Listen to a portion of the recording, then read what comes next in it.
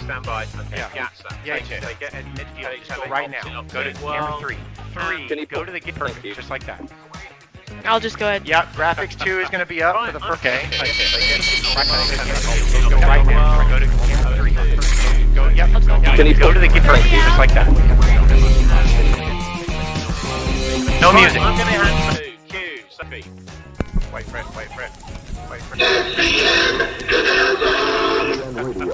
On radio in the Canal Zone. All right, guys, mic check. Go ready. Okay, Ricky, mic. Yep, I am ready. Wait for it. Willie, mic check. Yep, let's go.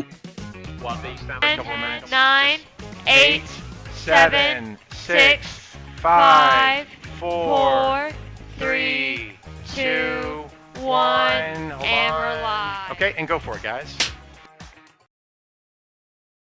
All right, guys, here we are. It is 8 o'clock Eastern time. It is 5 o'clock Pacific time out west, Ricky. And it is, of course, 8 o'clock in the Canal Zone. It's happy hour at the Balboa Yacht Club. Happy Friday, man.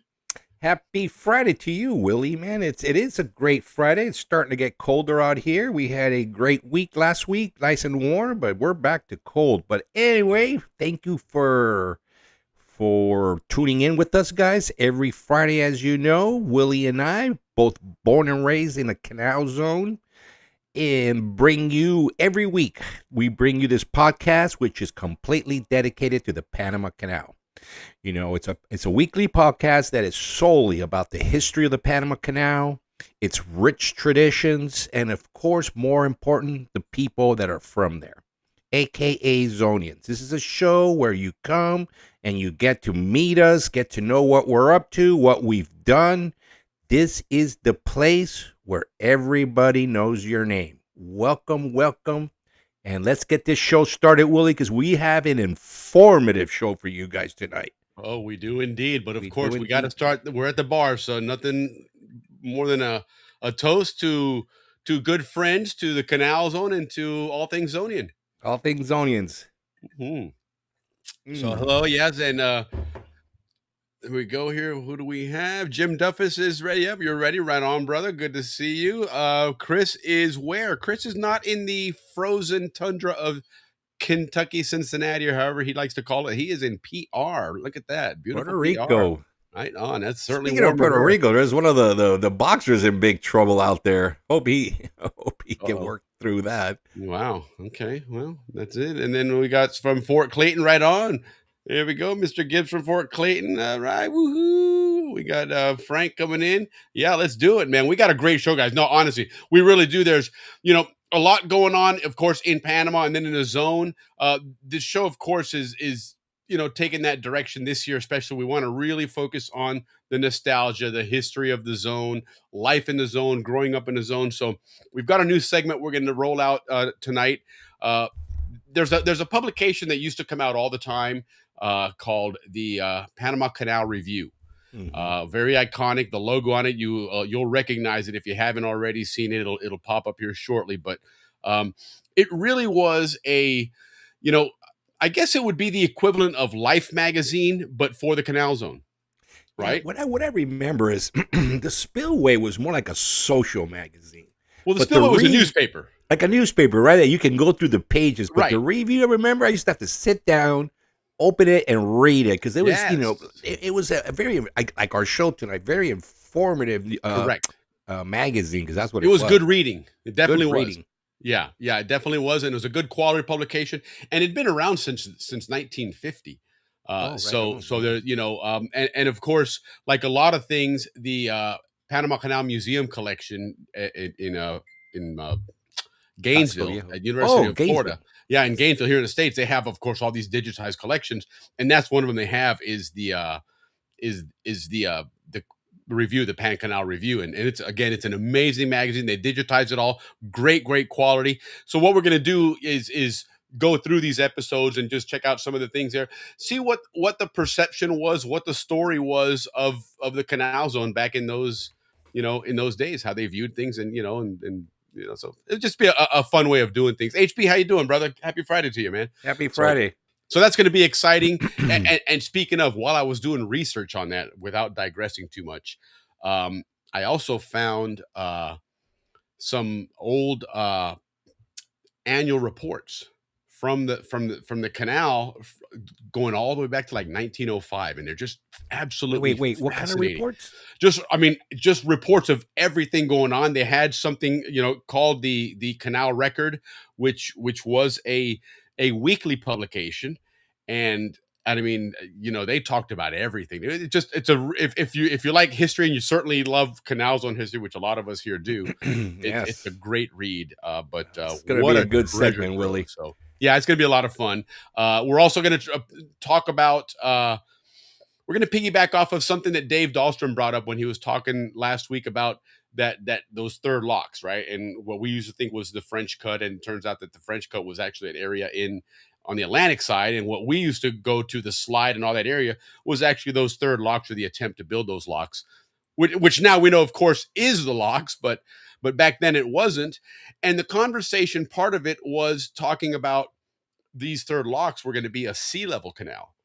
And so the interesting part about the sea level canal was that, how's that going to work? Because as we know, Atlantic side, certainly it's fairly even, the tides there, but on the Pacific side, there's a 20-foot difference. Yeah, it goes back and forth. Correct. And so, we were curious about that. A lot of people were asking about that after the show. Certainly, a bunch of people came back and said, hey, find out from Dave what the story is on the sea level canal. Well, we didn't want to wait. So we went ahead and started doing some digging of our own. And so we're going to show you guys how they were going to do this sea level canal, because it is something that was doable.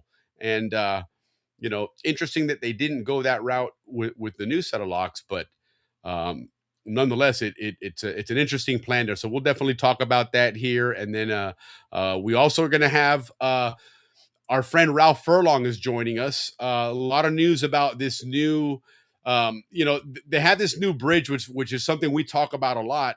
And we seem to bunch together the bridge and the tunnel underneath, right? And the metro, but those are two separate projects. And so Ralph's going to join us to talk about the metro, because there's some big news about that metro this week that should be really exciting when it comes to eventually, maybe not having to drive to go to Coronado. I mean, it's this is what they're working on. Panama is really changing the way they move you around the country. So there's some really cool news in the works there. So anyhow, let's say hello to a few people and move right along here. Mark, good to see you. Happy Friday. Yes, happy Friday indeed, brother. Cheers to you. And we got to talk, chat with Mark about doing a surfing song. We talked about it the other day, because I really, that still stayed in my mind, with working on that surfing show with Ted Henter and a couple other people. I think it'll be cool to have a tune with some surfing. Yeah, so Mark Cicero tune for that for sure. Yeah, definitely. Jim and Diane, good to see you guys. Been watching the Winter Olympics. I have. It's been, what I've been watching, and I still want to do this for 2030. Okay, the 2030 Winter Olympics are in the French Alps. Okay, so shouldn't be too difficult to get there. But a curling team. I do want to do a curling team. I'm telling you, man, we can win that game. Yeah, I think you and I can do. Yeah, Balboa Yacht Club team. Yes. Listen, I was in the Navy, man. I know how to sweep a damn floor, okay, and swab a deck and all that shit. I can do that stuff, man. And that's what these guys do out there. There's a little art to what they're. Why can't Panama have a team? Absolutely, man. We remember the Jamaican bobsled team, And listen, speaking of, I saw where a Haitian won, or didn't win, but finished, fairly highly in the cross country skiing. Go figure that one out, right? So, yeah, absolutely, we can have a Panamanian curling team out there and do all that stuff. Jim, Jim was mentioning to me the other day, and if you get a chance, Jim, send me the information on it. But in November of this year, here in Tampa, there's going to be a Zonian, a golf tournament, a fundraising golf tournament that Jim mentioned to me, and I definitely want to attend that. It looks like it's going to be a lot of fun. So if you don't mind, post the information on there and send me more information, and we can talk about it. There's a lot of Zonian golfers here in the Bay Area. We can definitely get a bunch of people to that tournament. So that should be a lot of fun. There was just a huge golf tournament, Zonian golf tournament in Panama last week. Yes, there was. The Super Bowl. There sure was. Ralphie gets in, we can talk about it with you. Yeah, He Mark Mirup, I think, participated in that I think show. Mark Mirup won it. I think Mark Mirup And won it. That is his group. correct. But yeah, that's a big outing. You know, it's interesting that in January there's a lot of big functions. That, you know, there's the Canal Zone reunion. You have the Ocean to Ocean motocross race with Jerry Curtis and his outfit, and then you have this golf tournament as well. They're kind of almost stacked. You know, but yeah, nonetheless, that should be a good time. But Jim, let me know about that for sure, or just post it in the chat here. Information, we can put it out there. And Ralphie Oh, yeah, is and the definitely tree Mr. burn Safety. too. Don't forget the tree burn. That also Yeah. happens in January. You know, we got to get a hold of Dave Smith. Has been talking about. Apparently, he has a lot of footage of the tree burn that he's going to work on putting together. So maybe we'll get him to join us and throw that out there. Hey, Brenner, how you doing, man? Speaking of Brenner Gibbs, what a great time for you to chime in, my friend. Okay, Brenner Gibbs. If you guys recall, about a month and a half, 2 months ago, we had a couple of the members of the Gibbs family on to talk about their exploits when it comes to jiu-jitsu. Well, lo and behold, guys, they're going in March to Panama because there's a Brazilian Jiu-Jitsu national championship in Panama, and they're going to go and participate in that. All three of them, both the kids, Stone, Brenner, and Warren. Dad. Speaking of Warren, happy birthday! He was celebrated a birthday a couple of days ago. But Jeff, definitely check these guys out. You know, look them up online. Brenner, if you want, throw something in the chat there. Hold on, they're already throwing some stuff in the chat. They beat me to it. It's Warren Gibbs' birthday. That's right. Today's his birthday, as a matter of fact. Right on. So happy birthday to you, man. Feliz cumpleaños, papa. There you go. Cheers to you, brother. Salute. Okay, the poster of the fight to win next weekend at the Embassy Suites, mostly in the U.S. That's the fight that the kids are invited to personally to fight another kid. Example. I saw that, but I don't know. I went back to pull it up, and it I don't know if it got taken down or what. But if you don't mind, share it again, and I'll definitely throw it up here because they've got something going on here in Tampa as well. But yeah, this is exciting, man. They're going to fight overseas now as well, man, and you know, get that representing. They're the only Panamanians in that sport representing. Well, they're going to be in Panama, so they're going to meet a bunch of new guys down there. Yeah, absolutely. No, that's a good time for these guys, man. I'm excited for them. We definitely want to stay tuned on that and so forth. But you know, let's the poster of the fight to win next weekend. Yeah. So I gotta find it. I went to pull it up here, and it said not available or something. So I don't know how, some way, shape, or form it. You know, YouTube does that funky thing every so often. It seems to want to fall off or something, but send it through and we'll definitely put it up and promote that for you. Yeah. A couple other things I want to talk about, but you know, we can't announce things like that unless we have the proper announcement music for that, you know? SCN Television presents K Pasa. And now here's this evening's host, Army Sergeant Bob Foster. Good evening and welcome to K Plaza. We've got two guests tonight. First Sergeant First Class Jim Webb. Sergeant Webb is with the 227th Military Police Detachment. He's the kennel master.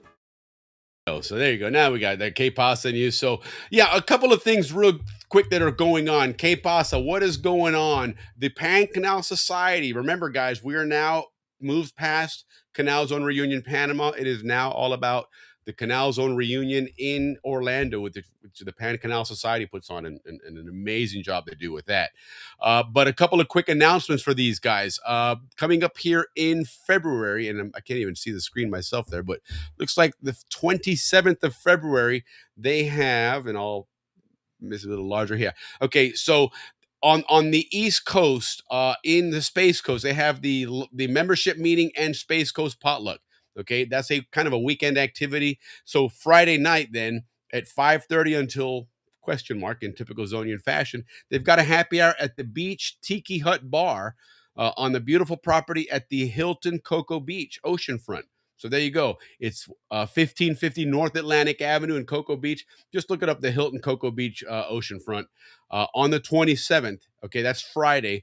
And then on Saturday, the 28th, the general membership meeting and Space Coast potluck at the VFW 10131 105th Long Point Road. That's quite the mouthful of an address there, but it's in Cape Canaveral. Again, guys, go to pancanalsociety.org and you can see all the information there. Look up their events and stuff. But that's going on here in a couple of weeks, right? Because the 14th is tomorrow. Speaking of, don't forget, guys, tomorrow's Valentine's Day. If you don't remember, don't get your flowers and your chocolates. That's right. Happy wife, happy life, right? So, but nonetheless, you got 2 weeks to get out to this one here. Also on the 28th, that same, the potluck is going on. The meeting begins at 11:45, and then there's a potluck, a 50-50 raffle. Man, you might get your weekend paid for. Go to the beach out in Cocoa Beach, right? And then from 2:45 till 5 o'clock, PCS members, Pan Canal Society members, are welcomed to join in the festivities. Show Me the Money. It's a card game that starts at the same VFW. Bring cash money to play. There's an ATM conveniently at the VFW, so if you forget to bring your cash there, but if you want to hang out and do that from 2:45 to 5 p.m. So looks like there's a really cool activity on the 27th, guys, and the 28th out on the East Coast, on the Space Coast there for the Pan Canal Society. And again, guys, don't forget, get yourself registered for the Pan Canal Society. These guys do a wonderful job. You're talking $60 for the year. That's a buck and change a week, man. That's less than a cup of coffee, guys. The most important organization for the Zonians out there, period. I mean, they really have kept this together for many, many decades. So let's 100%. make sure that keeps going. Hey, Rich, long time no see, my good friend. Yeah, good to see you. Buenas noches. Buenas noches, amigo. Yeah. So yeah, guys, it's a buck and change a week. Okay, you drive through a McDonald's, man. You can't hardly get that food now for that kind of money, right? And you're getting a great publication 4 or 5 times a year, that the Canal Record, which is the Canal Record, yes, really great publication. And of course, you get access to the reunion in Orlando and all the great events that are going on there. Plus right? the discount. The discounts. Listen, the discounts alone. Okay, you spend 2 nights of dinner. The discounts at a restaurant at that hotel for dinner will pay for your membership for the entire year. Okay. That's so very true. That is true. You get at least $20 taken off the bill. For sure, man. You have a couple of drinks and a steak for dinner and do that 2 nights in a row, and you get that discount from the society. That 25%? Is paid for your membership for the entire year. It's a no-brainer, guys. And again, like Ricky says, these guys do so much for us as Zonians to help keep this Zonian story and memory alive. So, it's an easy way to say thank you and return the favor.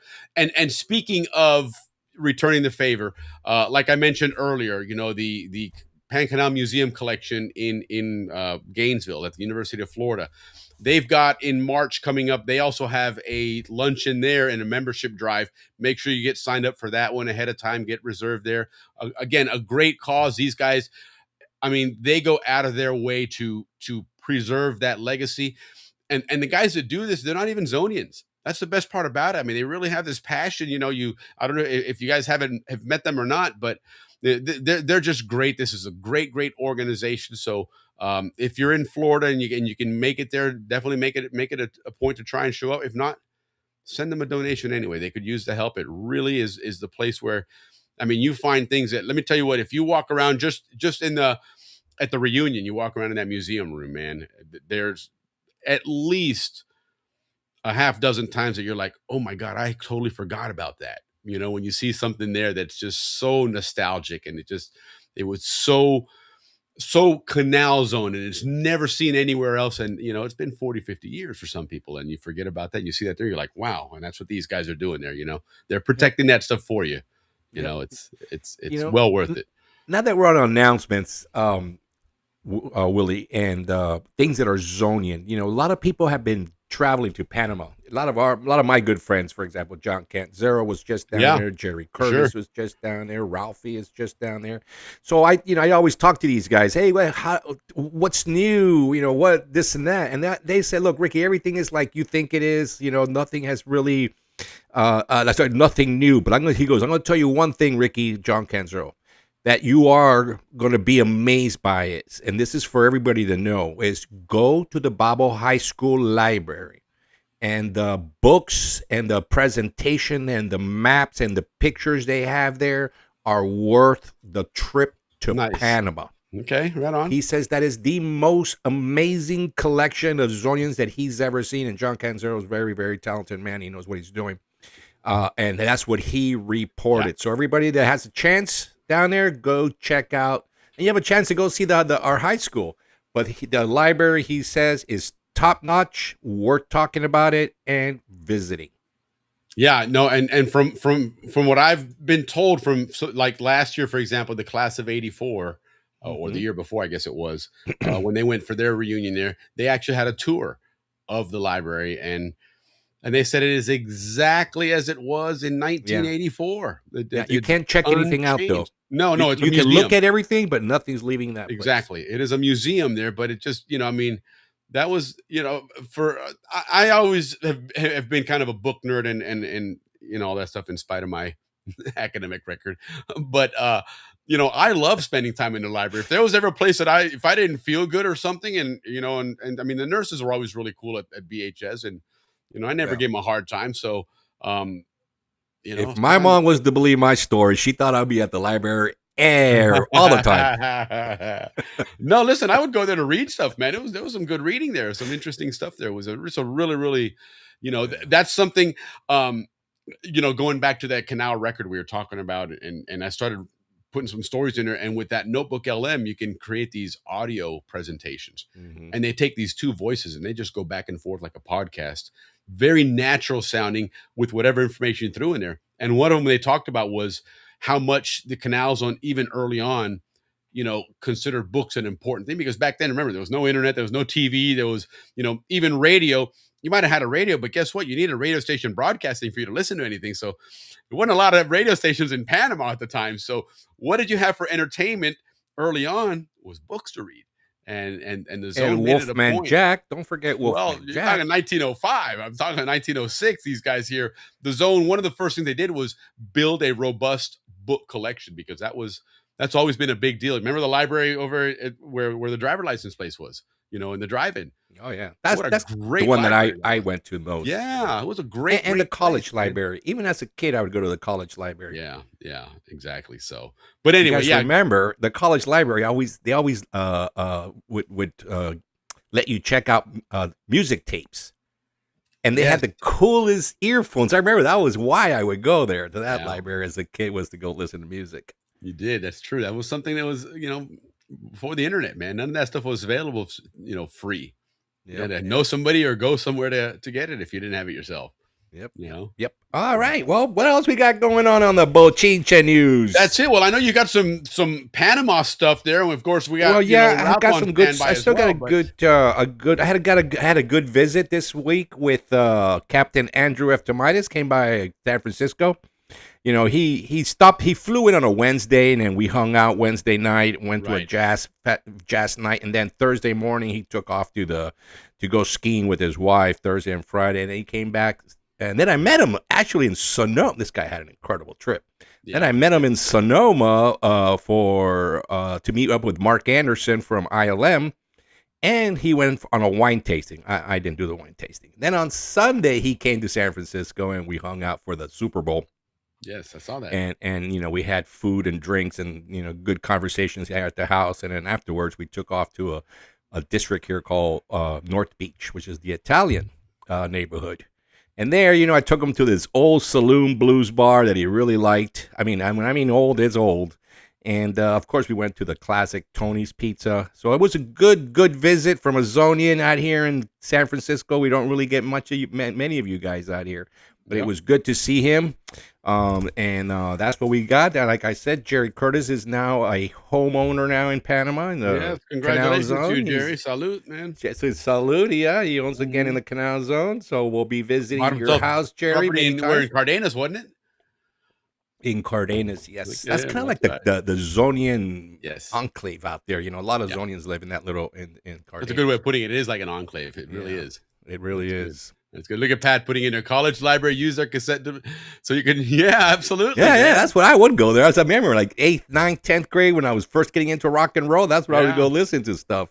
Yeah, my family was not a big music family, so we didn't have like stereos and stuff at my house. I remember as a kid, wait. Your parents did, and then they had kids, and they got rid of them, because that's what happened with my sister and I. When we were babies, my parents had the greatest music console. Remember the big one that was like a piece of furniture? That. You might be right. But Lourdes and I destroyed it, so then my parents were like, "Forget stereos." Right. And back then, it wasn't cheap to replace like nowadays. It wasn't. Right. So that's probably what happened. Not disposable. Yeah, maybe so, but I remember we'd have to go to somebody's house to Like remember the Yes. Hearst, they down the street, they always had a cool stereo and stuff. So Cool stereo, make yeah. your mixtapes. That was Klingons. it. The mixtapes were bad, man. That was Yeah. That's the you know. reason why I went to that college library. Well, guys, you know what? Like always, what's been on the news a lot? The ports. And every day there's new stuff coming out. So like I said, we're going to keep you informed. Right. So you already know, the ruling came out against China, all that good stuff. So now it's basically to recap that, in case somebody is not familiar, the All right. Supreme Court in Panama ruled that the deals that were made way back when to allow this Chinese company, was considered a Hong Kong company then, but now we've obviously found out that it's a Chinese company, HK Holdings, which was Hutchinson Whampoa back in the day.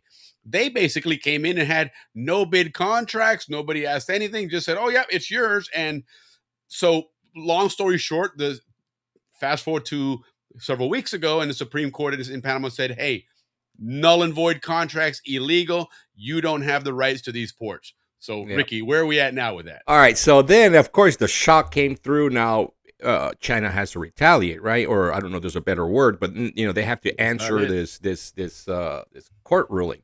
So first, of course, they said, we're really upset about this, trying to figure out what they're going to do. And the first thing out there was, we're not going to do any more government contracts for Panama or loan on money or Belt Road Initiative. And Panama's like, well, okay, fine. Really?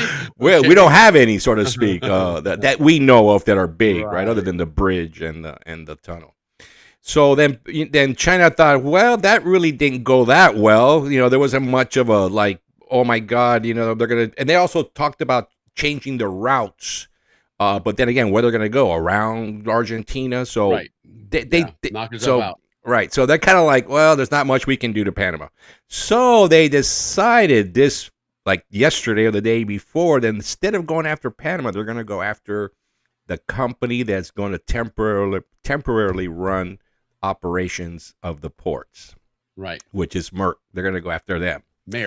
Maersk. So I found it ironic today that there was, in one of the news articles today, it had the headline that China is considering legal action against Maersk, and the picture was a ship it was shot from above the Thatcher Ferry Bridge, the Bridge of the Americas, looking out so you could see the yacht club in front of you in the causeway, and this big giant container ship, and it just happened to be a ship going to Taiwan. So I don't know if that was on purpose or not, but that was no. It is kind of on purpose, because we do have a little segment here on that. Willie, about a month ago or 2 months ago, we informed you that there was about 10 assemblymen in Panama, which are like congressmen. They went to Taiwan, and it was a big deal, right? Because China doesn't like anybody going there, especially if you have a relations with China. Not it's all about optics. Which is what Panama said. There are 10 guys out there anyways. So the president was like, "Hey, that's that's Congress. That's out of my league, and there's nothing I can say about it." Well, Willie, and then all this happens again, and guess what? Another different 10 went to Taiwan again. Oh, round two. Kind of like to show China, okay, you want to blackball us? We'll just move right into where we were before.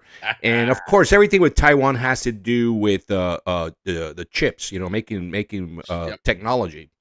So at the end of the day, win all around. I mean, in business sectors, they do say that this Supreme Court ruling could affect long-term Panama on the ports. But I mean, where is traffic gonna go?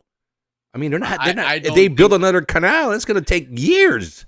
At the end of the day, these companies in China, as much as they don't like it, they can't afford to ship their goods in a different direction. That's what I'm saying. It's understood that that's the way it's going to be, and they don't like it. They're going to bitch and moan, but hey, sorry. Sorry, the canal. To me, what's going to be interesting is when they want to start getting some of that bribe money back. That's where the shit's going to hit the fan. Oh, they're not going to get that money back. But that's what's going on with the ports, guys. So that's big news. We'll keep you up to date on that. Something that's been interesting, how, again, here on the show, we talked to you about nuclear energy in the Canal Zone. Well, Panama just had this big economic forum of Latin American and Caribbean states, in Panama, to talk about big projects, right? This is a big deal. So the CAF, which is a development bank, an American development bank, put together this forum, And they're talking now about nuclear energy in Panama, bringing nuclear energy because of all the needs. Remember Panama's not only becoming a logistics for airplanes and Mercosur, but also for technology. You know, a lot of like underwater cables come through here, and big servers are going through there. And Elon Musk has a big station there for his satellite. So Panama's going to require a lot more electricity than it get produced right now, and so nuclear energy might be coming to Panama. And it's funny that I posted. When I saw this news online, I posted that, hey, the Canal Zone already had nuclear energy. Oh, my God, everybody's calling me a liar, a BS. I'm like, okay, well, look it up, man. We'll even talk about it on the show. Yeah, so, all right, moving on. Corruption news. As we informed you last week, the vice president was taken. Now, why is this corruption news important? Two reasons. One is Panama. The rankings for corruption came out in Panama again. This horrible 116th out of 182 countries. So that's nothing to be proud of. But so the president's really upset and he's trying to change things. And one of the reasons why we're so bad is not only just of the past corruption is, our assembly refuses to pass anti-corruption laws. Right, because they're protecting themselves. So that's one of the reasons why we're so far back on the ranking. So what happened this week, guys? After last week, they got trying to improve our images. They got the vice president last week for all his corruption deals. This week they went and got a mayor of a big city from Arrayán. This guy by the name of Rollins Rodriguez also, got caught with the hand in the cookie jar. So Panama is making a big effort to improve on his corruption, but still 116 out of 182. We got a long way to go. All right, so anti-corruption news. ACP, a.k.a. Canal Zone government, the new Canal Zone government. Willie, 2 years ago when we started this show, we used to always say that administrator was lame. We never heard of him. Only thing we heard is that he was involved with this deal, that deal, And, man, in 2 years, he has turned it around. This is the biggest news that came out this week. The ACP, now, all canal operation and money used will be 100% transparent. Right. You will now have access to where every single penny is used in the Panama Canal, and the money that is given to the government, at the end of the year, that money too is going to be completely transparent, so nobody can steal it. So that is incredible news, and a cheers to our administrator. He's doing a good job, man. I mean, and I was one of his biggest haters. Now I gotta say, you were definitely a critic of his for sure. A big critic, but I'll tell you what, he has turned it around. And kudos, man. That's listen, it's always easy to call somebody out, but at the same time, when they turn around and do it the right thing, then you call them back out on the flip side. You know what, Willie? And my personal opinion is they must be looking at how the Canal Zone government operated, and are now using all the positives from that experience and implementing it in the Panamanian experience. Yeah. Hey, Kevin. What's so up, Kevin? I see it in many things that they call out recently. Like, for example, hiring the top high school students, something that Canal Zone government always did. Now they're doing that as well. So correct. Cheers to those guys, man. They're doing a good job, and the Canal Zone right on. I mean the Panama Canal right on, guys. You guys are doing a phenomenal job. What else we got here? We got a little bit of embassy news as well. As you know, we love to tell you about the embassy because we share that Estamos Unidos, saying that we both use. We informed you guys a couple of months ago that there was a new program with the embassy and Southcom where they were bringing in doctors to two major hospitals and doing these doctors that would come in would do 300 surgeries, and then they would rotate and bring in another doctor, another group, 300 surgeries, etc., like that. Well, they just finished the first group. Now they're doing a second group, but instead of 2 hospitals, now it's 4 hospitals. So Arrayán, Santo Tomás are the originals. now one San Miguelito and one in Los Santos. And the one in San Miguelito, they actually just recently finished 50 eye restorations. Wow. Big major operations, again, between the embassy, free of charge for the needy class. And so that's really great news coming out of the embassy. And you know what, Willie, that ambassador is really good. He truly is out there doing everything he can to From to promote. day one, man. Yeah, to promote Estamos Unidos. We are united, and a lot of things are happening. Like Figure out. right on. Yeah. Hey, thank you. Like they have a big thing coming up in Casco Viejo where they're gonna have bands and like cultural events going on between the two countries. Always showing how we've been, how we've grown together. Like Really we've been together for all rekindling these years. this relationship, man. Right. Yeah. Let's go back to who we were. So kudos to our ambassador who's doing a phenomenal job. And what else do we got here? Porch Monument. The monument. Of course, we got to inform you of the monument because this is just every week it's something new. First got torn down, then the Chinese got upset. The Chinese community got upset. Right. Then the president stepped in to said he was going to rebuild it and make everybody happy. And then the mayor said, no, it's our property. And then the government said, no, it's their property. And then China files a lawsuit against us. No more monument.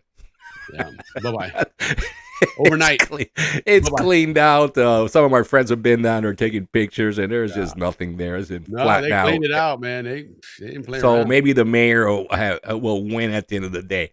And we will keep you guys informed on that monument because truly it's an incredible position. I mean, I understand why the Chinese want it now. Because the bridge is going to be right to the left that they built. It's a Chinese-built bridge, so... I can see them now. Now I understand why they really want that, so they can have a monument next to their bridge, and that's theirs. So I do take a little more that. convincing for me on that. But I think Bulito's going to tell them, you get rid of that lawsuit, and we'll talk about monuments. And there's a lot more optics in that, and as well, because that's the entrance to the Panama Canal. Right, but it kind of gets covered now by the two bridges. It's kind of like sandwiched in between. It will become an irrelevant conversation in a matter of just a few years. Right, when that bridge opens, you're not even going to see it. Forget it. Heck, when it's halfway built, because it starts from the outside in. So that first thing to be covered is that monument at that point. So it's going to be a moot point anyway. But for now, it's giving people, with everything going on with the tensions between China and Panama and the U.S. Anyway, there's more fuel for the fire. That's all that is. Yeah. So well, hey, good stuff. That's our boating news for the evening, guys. Hope you enjoyed it. No, absolutely. It's good information, and there's other information which we're going to bring on our guest Ralph Furlong to talk about, because some really big news which happened to take place right around where that monument is anyhow, right? And so this fourth bridge is something we keep talking about, and we just keep kind of lumping it all together, the fourth bridge and the tunnel going underneath right there next to the fourth bridge. But that tunnel is referred to, I was corrected today, that's referred to as the third line, which is the third line of the metro. Mm-hmm. And the bridge is a separate project, separate but together, if that makes sense. But let's make sense of all that stuff. And so, Ralph, good to see you, buddy. Thanks for joining us here on Happy Hour at the Balboa Yacht Club, brother. And thanks for the beers, brother. Cheers, Ralphie, my little brother. How you guys doing today? Yes. Okay, cool. Yeah, so Ralph, a lot going on in Panama right now, and as you said, the metro line is that third line. Give us a real quick explanation of what the metro is and where that third line comes from. Well, as you can see, the tunnel boring machine, Panama, in that video going through, and I arrived Saturday, and they cut through on Monday, and I got a call on Sunday that I was there with a couple of buddies of mine that worked there, like, you want to come watch this? And I hadn't made plans to go, or else I would have gone. But I did go by afterwards and saw exactly where it came through. So, the line 3 is from the Westland Mall area is where it's going to be the ending part of that metro line, where everybody would board there and start coming down towards And, Panama and, City. and that mall, real quick, Ralph, that mall is what used to be like the area where the drive-in was, and that other side of Albrook, the other side of the runway, I guess. No, this is in Chorrera. The Westland Mall is On the other in side. Chorrera. Yeah, on, yeah. on the That's west like side. the ending of it, but coming towards the city on the Gotcha. west side, not Gotcha. on our side, West the east Bank. side. Yeah, West Bank. So they pretty much came through, and they're still in time about a year and a half to 2 years left for them to actually have the whole connection, everything Sure. done, completed, and then that metro line will be just the rail in itself on the west side. They're actually doing some test runs on that side only, coming down, going back, testing the rail as far Sure. as from the, because they're ready on the west side, but they're still going to have, like I said, about a year and a half to 2 years to complete that third line, complete travel time. And Ralphie, how deep is that tunnel underneath the canal? In feet wise, under the canal, 80 feet under. 8 stories. Think The of an bottom of the 8-story canal. building. Wow, The bottom that's of the deep. canal, yeah. The So, base. from the bottom of the canal down, not from the water level, not from Yeah. sea level. Yeah, there's Yeah. a graphic on the screen now where you can see what it's talking about. That's exactly 63 that. meters. Yeah, So 63 meters. they breached, but they still have to do the all the way line going through all the way to the inner point of Albrook, where all that major hub is going to be. The metro lines all end up in Albrook Mall. This line 3 will end up in Albrook Mall. Line 2, line 1 all end up in So where does Albrook. line 2 go? Line 2 goes all the way to Los Andes areas. Remember Which is remember Alto Club de Lago, Altos de Lago, and up there on that side, Like Las Cumbres? Las Cumbres.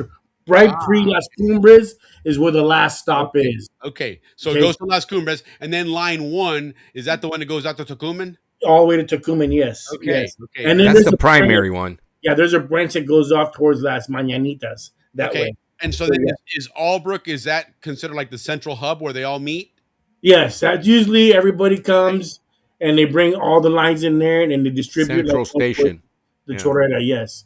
That is the main line hub. Very good, very good. Yeah, that's amazing to see. And as you can see on here, what Ralph's talking about there, as we could see on the video here just a moment ago, is the actual breaching of this tunnel. So as he mentioned, it's not completing the line all the way to Albrook yet, but that's one of the big breakthroughs, big I guess different points- Milestones. Yes. Milestones. Yes. So yeah, right there where you see where the tunnel's coming through, that's where the old electrical division housing was. I mean warehouse. Right there on the intersection where the toy store was and the shoe store and the Gap. Right by the stadium, yeah. That's where the old one. Really, that's where that's coming out. what's That's why coming they out knocked right that there. building down. Yes. That beautiful building. You know what's funny is you mentioned that because again we've been confusing this with the bridge. Yes. So we're assuming this is all the way back there by La Boca. No. This is past La No. Boca. This is Past La Sosa Boca. Hill. The machine could not go too vertical when it came through the boring machine, as well as by Rodman. When it went down through Rodman, you got to figure it had to go at least 100 feet to 200 feet from where the entry point is, right. all the way down towards the bottom surface of the canal, that 80-foot buffer, and then come back across, going all the way to where the old electrical division warehouse was by the stadium. And it couldn't come up too vertical, so it had to do certain types of elevations going all the And way. leveling, yes. So on the grading. Rodman side, they have the tunnel boring machine really far deep. Now they're going to have to make it come out towards the street, towards where the rail is, the coming from Chorrera, in a gradual, Sure, a going gradual up. incline. The metro rail cannot go too vertical down. So People now, will be Ralph, riding let me that. ask you something. You mentioned something when we were chatting about this one time regarding this machine when they're finished with it. What do they do with that machine? This machine here, it's a German-made machine, and I believe they're going to try to use that eventually again, the same machine to the road going towards Chiriquí. They want to bore through Capira. The mountain Campana, right? Campana Hill. Campana. Correct. The mountain Campana. They wanted. They having talks about, well, they have to refurbish the machine first, take it apart, do everything maintenance wise to it. Well, I But was they under are the impression that considering they leave those machines when they finish with them. They usually send it back. They usually send it back Or to bury them. the company, and they take it all apart. They do a study on it. How did it perform? How did these motors do? How can we do it better, quicker? Which this one here went, I would say, almost 8 to 10 months faster than the first line that they did when they went from Albrook all the way to Kiener, where the hot dog place used to be on Transismica. That's where it comes up. And that's wow. That right there is approximate run of about 4.5 kilometers underground. That's amazing. From Albrook all the way there, they take a hard turn and go all the way to Transismica, where the old hot dog Keener factory was. That's where the metro comes out there and goes all the way above ground from there all the way to Las Mañanitas. But that they did that tunnel there in approximately 2.5, 3 years. This one here is marking the breach at about 18 months, which is less than 2 years faster, which is great. Yeah. And they're at 4.7 kilometers now, the same distance that the first one did in 2.5 years. So they've reduced it almost, I would say, 8 months. It's incredible what technology does, what the new motors does, and that's what Paul Gibbs, he knew that some of those new motors that they installed there after they started it, that was the new generation motors, pushed this drill to go a little bit quicker and efficient. Pretty good. Yeah, no, that's pretty impressive here. This video here runs about 5 minutes, and we're not going to stop to just talk about it. But as you can see here, this will kind of give you an idea of the magnitude of this operation and what they've done here, and really, kudos to. Why I don't want the volume up. Sorry. Kudos to the companies that have done this, because I mean this is big time work here. This is big time technology work. This isn't this isn't third world work here at all, man. Yes. I mean, it's big infrastructure. Yeah. You know what? It really is, man. When I was doing the research to be informed with Ralphie's presentation, there's another major tunneling going on underneath Panama City. There's another one of these machines creating a new sewer system for Panama. Yes, Saneamiento de la Bahía. Yes. This one here is 13.7 meters up and down. As you can see how big it is, pretty big. The one they're doing for the Saneamiento is half. It's half the size, because what they're going to do is basically, this is the second line that they're doing. The first line, they did it back in 2011 for the Saneamiento de Bahía. The Brazilians came in, Odebrecht.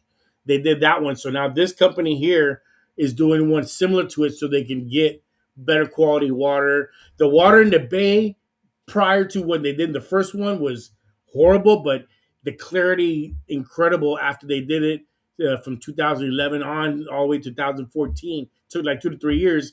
The water clarity and the water surface was so much better afterwards. So now they're trying to do it again, even though there's still pollution in the rivers, going down, and Wanda is in the rivers collecting the garbage, still trying to take it out. But there's still some pollution in those rivers. Hey, speaking of pollution, I saw the other day a video of the mayor, again, Mayor Wonderful, out on a beach, out on Balboa Avenue or somewhere out there where it was, that at one point was just a disgusting, nasty, polluted place, and they just completely cleaned it up. They were sitting out there in nice, lawn chairs and whatever, and just enjoying a beach right in Panama City. It's amazing what these guys are doing. Well, it's that mayor. He knows how to coordinate. The past mayors, they all wanted to do it, but it would take 4 or 5 different agencies coming together to do this type of cleanup. And Meyer pulls these coordinations off, and he got it done. Yeah.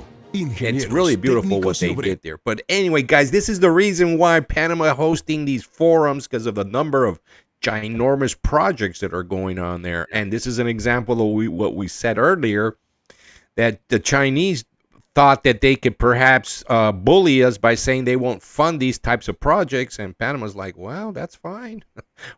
We're moving right along Panama's without. a place that everybody wants to be in business. Yeah, with. and Kinda plenty weird people name want to in invest town. there. Right, Yeah, right. sure. So that's a Wow.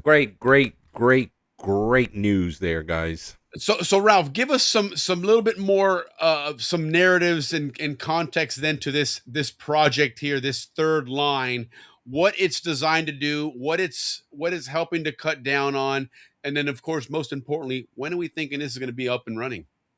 Yeah, this definitely is going to help a lot of those people that are on that side. Every day there is a lot of traffic. I can attest to what I saw.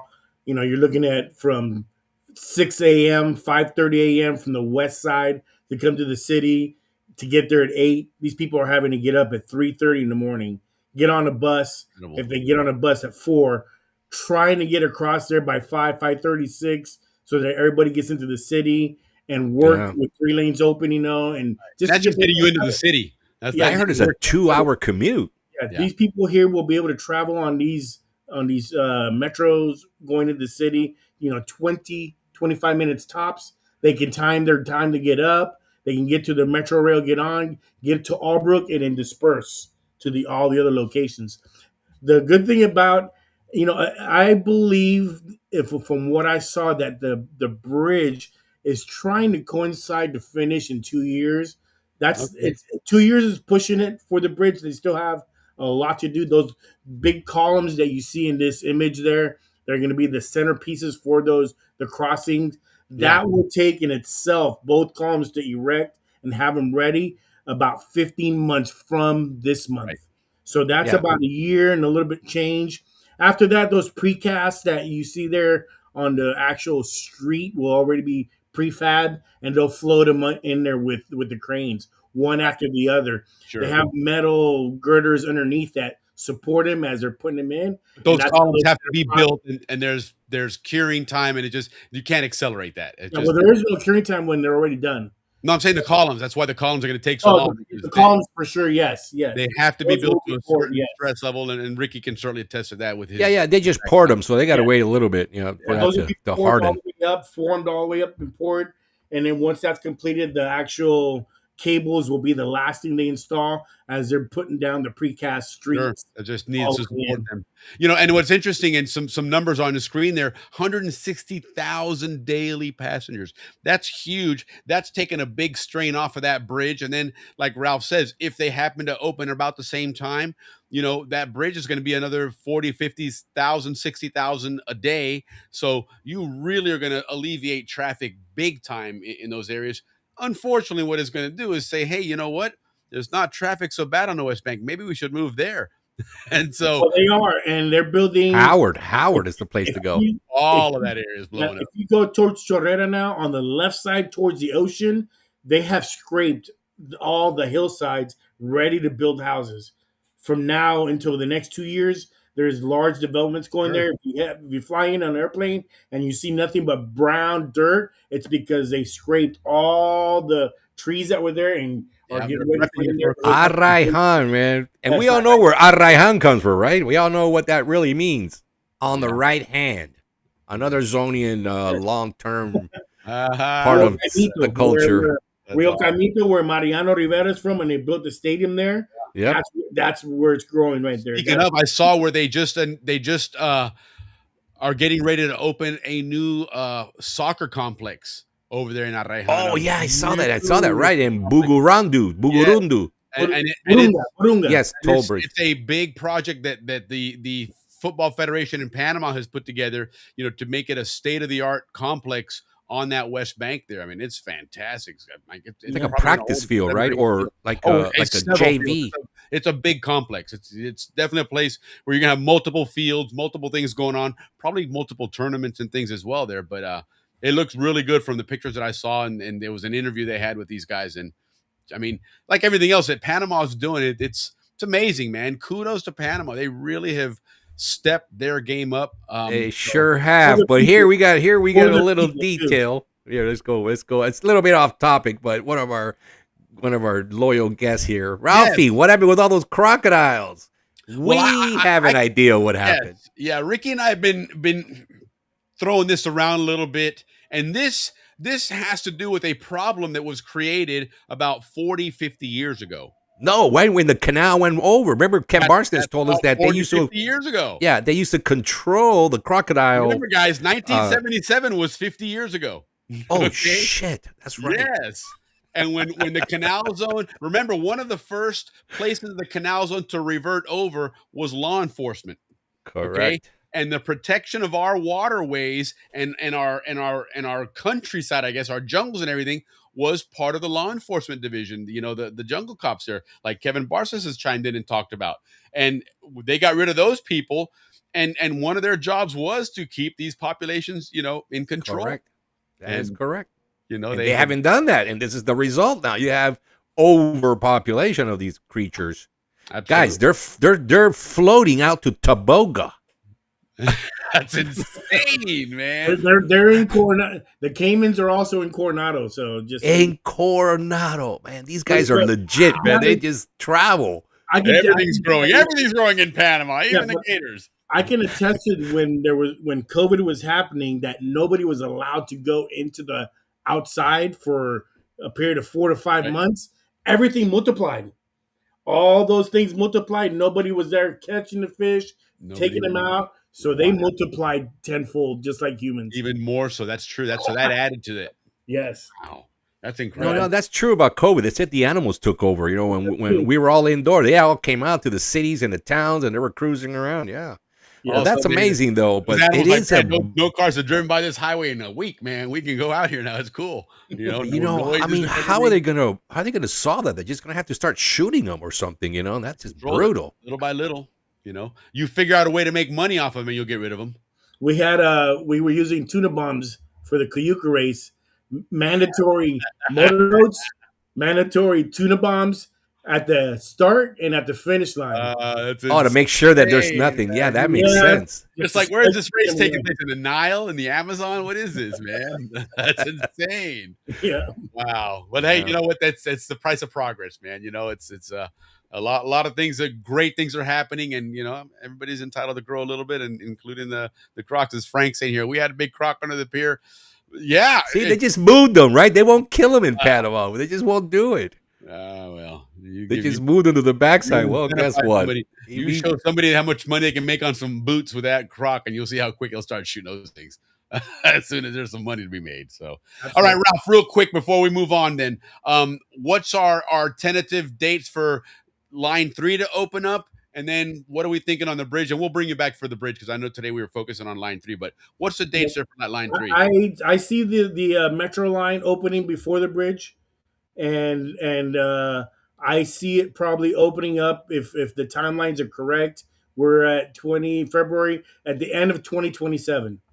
And they'll be starting to move people across. They're testing now prior, but around that time they'll be able to have everything ready that they need to test with all electromagnetics, everything that they need for that metro, and then they'll test, and then people will be traveling there by the end of 2027, which is it'll be here before we know it. Yeah, a little under 2 years. The bridge will be a slow opening with both approaches, because once the bridge is complete, they have the time to do the approaches. So that's going to be another thing. The new interchange right by Sosa Hill.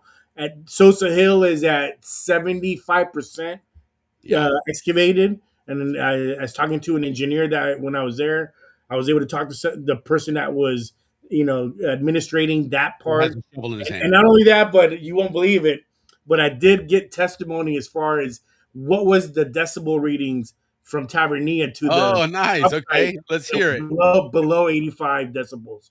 So it was. Codier's 55. Yes. You guys are at 80. That's so loud. But 85 is code.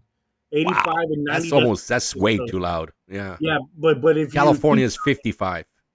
Yeah, that's why everybody hushes and talks low. Yeah. But it's still, the lower the better. It protects the hearing. Of course it does.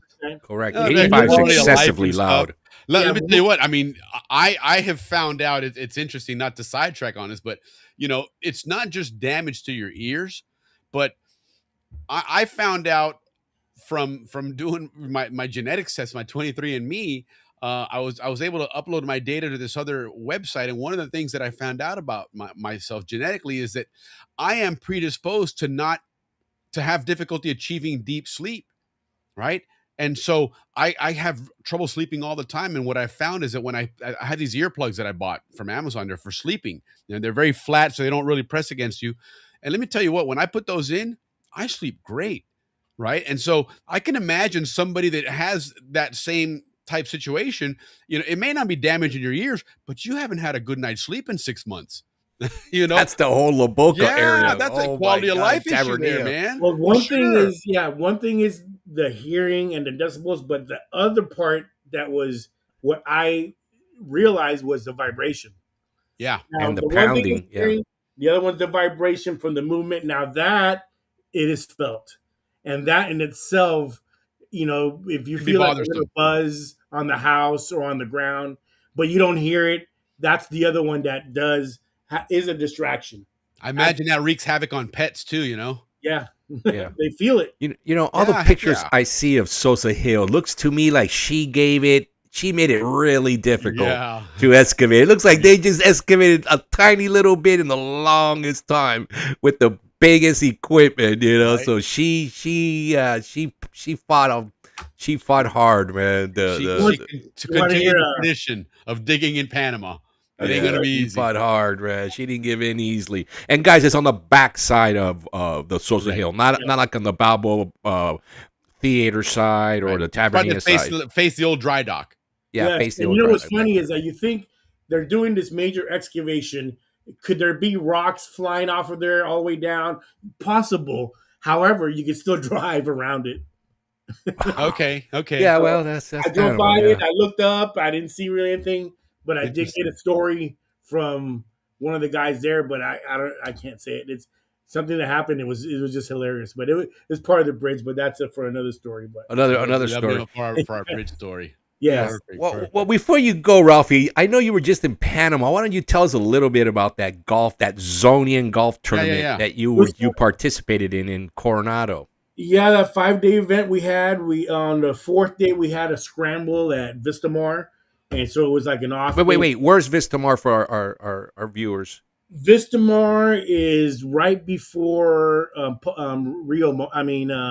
San Carlos. On the left hand side, it's a community that's a golf community. There's a couple high rises there, a bunch of nice houses, large development, new development, and they have a really nice golf course there. It's been around probably now for the last 20 years.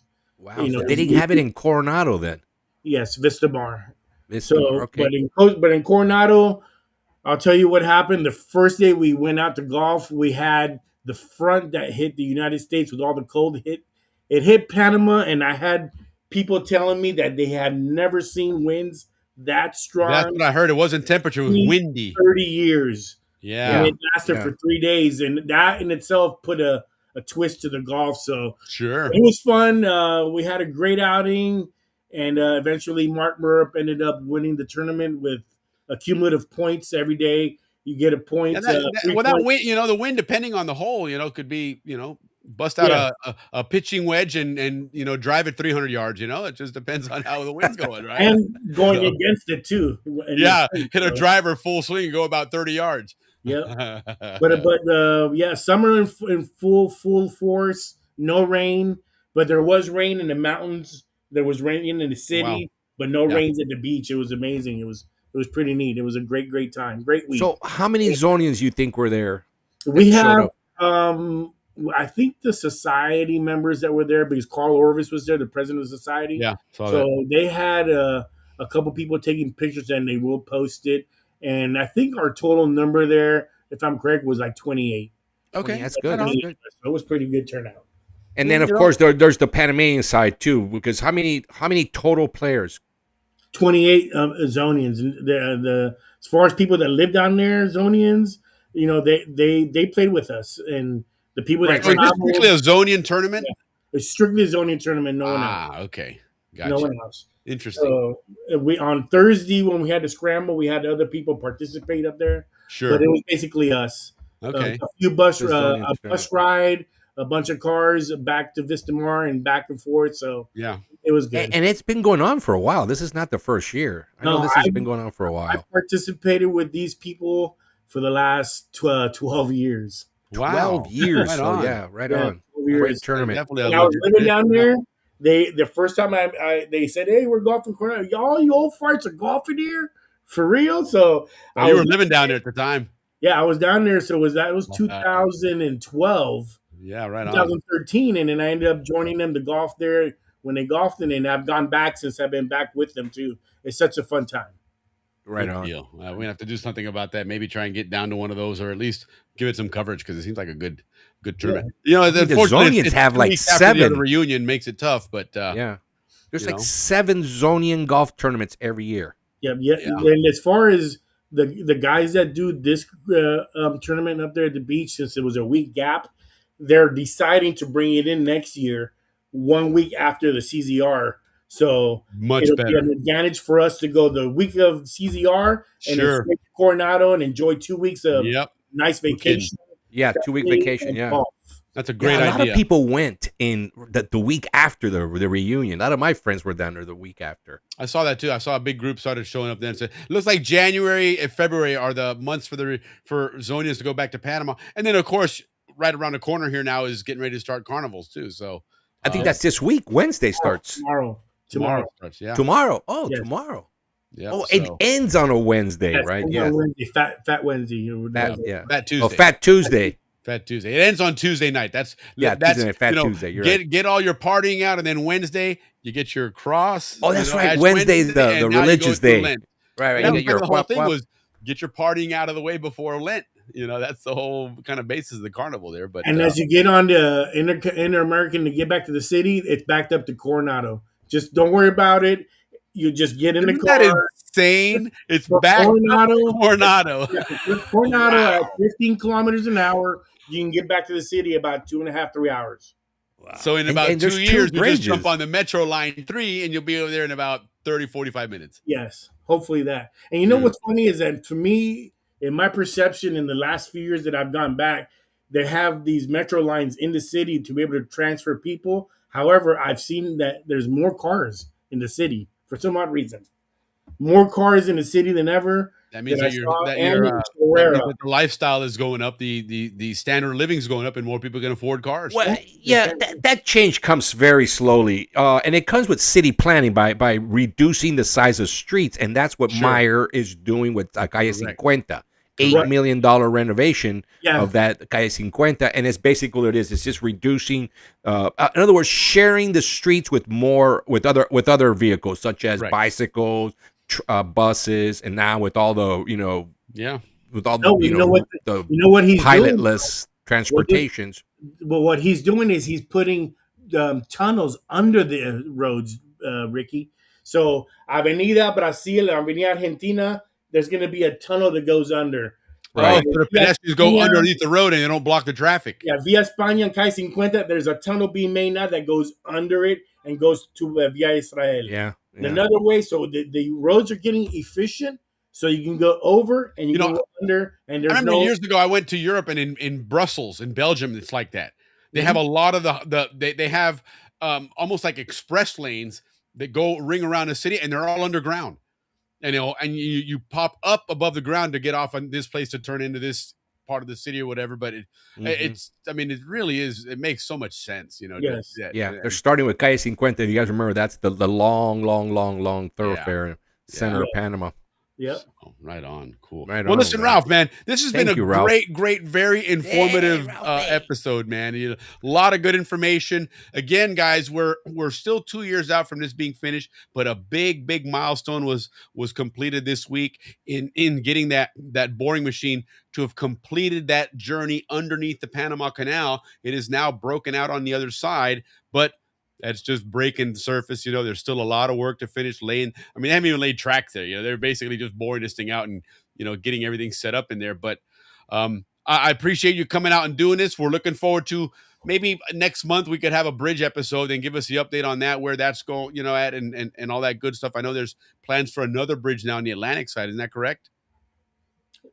As far as that goes, I don't know if it's going to be done there or further north, because they want to go that road that they're building out there. They want to take that road past the mines all the way to the Boca Chica in Yeah. Boca del Toro. Yeah, well, the And big Fort push Sherman, is to right? develop the West Bank. The West Yes. Bank is the next push in Panama as far as long-term development is develop the West Bank. That's And the correct. entire all the way to the Atlantic Correct, side. Yeah. correct, All the entire correct. yeah. It's so underutilized on that side, Yeah. all the way north to south. So, correct. well, hey, Sherman's gonna get a lot of love. we're looking forward to that, Ralph. That's going to be a good time to hear all about those good things. But again, appreciate you taking the time to chat with us tonight. And I know you've got some stuff going on with the family there. So, prayers to you guys there. Gracias, Ralphie. We love it when you come on.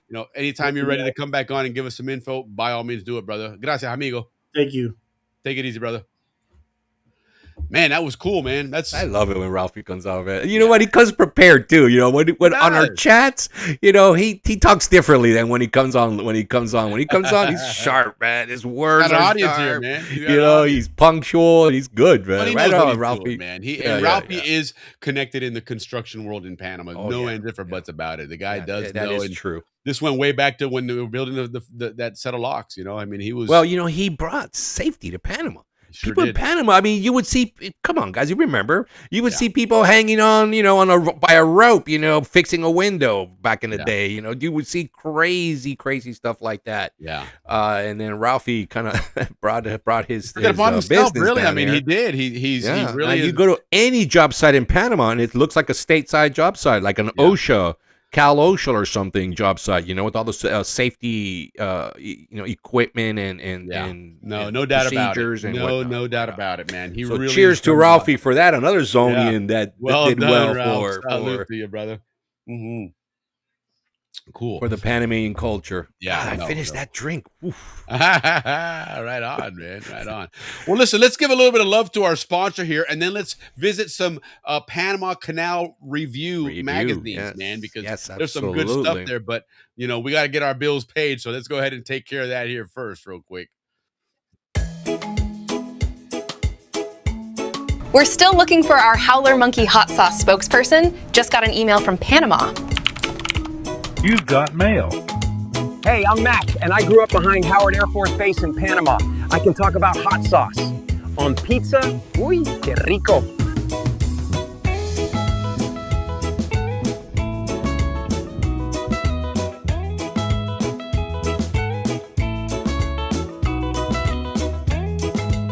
So I just miro la camera and say, I'm Mac. I grew up in these trees next to Howard Air Force Base. Hey, are we really going to Napoli?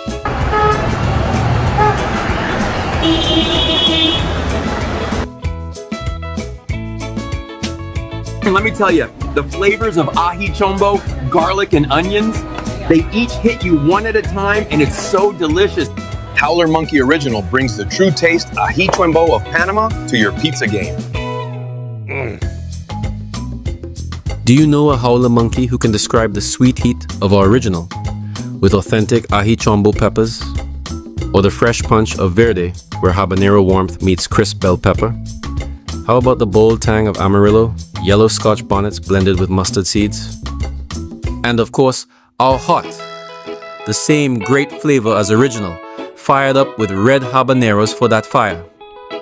Our sauces are all natural, no preservatives, gluten-free, pure flavor and pure fire. Are you the next Howler Monkey spokesperson?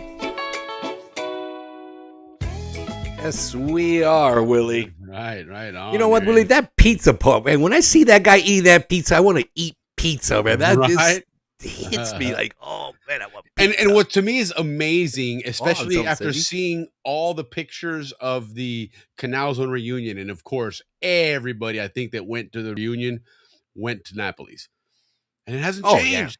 I mean, it's like, wow, man, it's like 1987. The dining room just still looks the yesterday. same, right? Yeah, it's amazing, amazing. And Jim had it on his ceviche right on. Yeah, that verde sauce is very good. Listen, the thing about these Howler Monkey sauces, honestly, is they have a great flavor to them, right? They're not about, fire mouth and burning up. They have that red hot, which does bring some heat to it. No ands, ifs, or buts about it. But it's still, you still are able to taste the darn food. right? And then the Amarillo, which I happen to love, the Verde is a great one as well. And then their original, they all have, they truly have a flavor to them. And it is a Panama flavor. If you remember eating food in Panama, it had that distinct, there was, whether it was the cilantro or the culantro, whatever some of the stuff that they use there, that it was a very unique flavor, and they capture it here in these sauces. They really do. They're absolutely fantastic, and we're thankful to these guys. Because the Mexican sauces also have their own special flavor, which is different than ours. It is true. It 100% is. It 100% is. And again, it's fantastic. It's you can get it on at Amazon if you're not locally there. Oh, thank you. Absolutely. We got another brewski. Absolutely. Thank you. Hey, thank you. But yeah, if you don't have a grocery store that sells Howler Monkey sauces, go on Amazon. Just type in Howler Monkey sauce. It'll pop up. They have their own storefront on Amazon. They're fantastic. They're absolutely the best, man. Yes, on the they are. I mean, they are the flavor of Panama. If you want to get taken back to Panama, our senses bring things back to us, right? Certain songs, like when we play the K-Pasa music. If you're having this play in the background or something, also, and you hear that, you kind of look up for a moment. You hear that song, you're like, yeah, or Mark Cicero's song.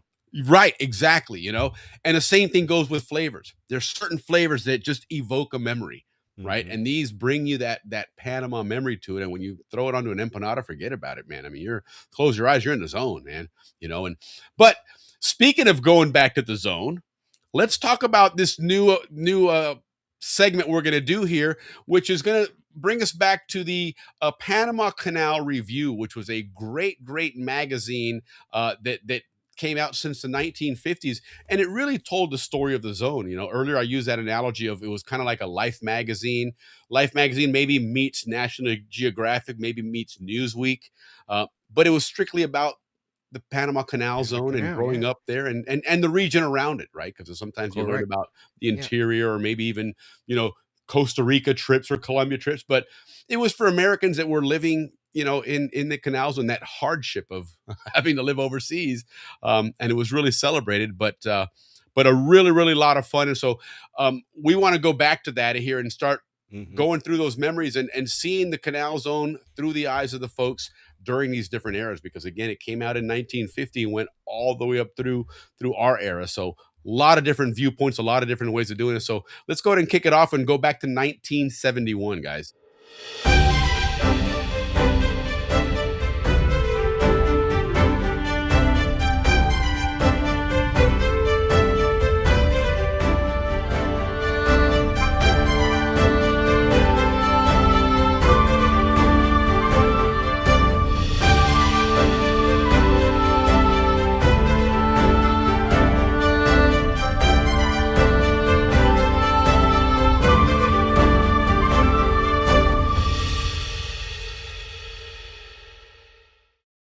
See, and there it is. Willie.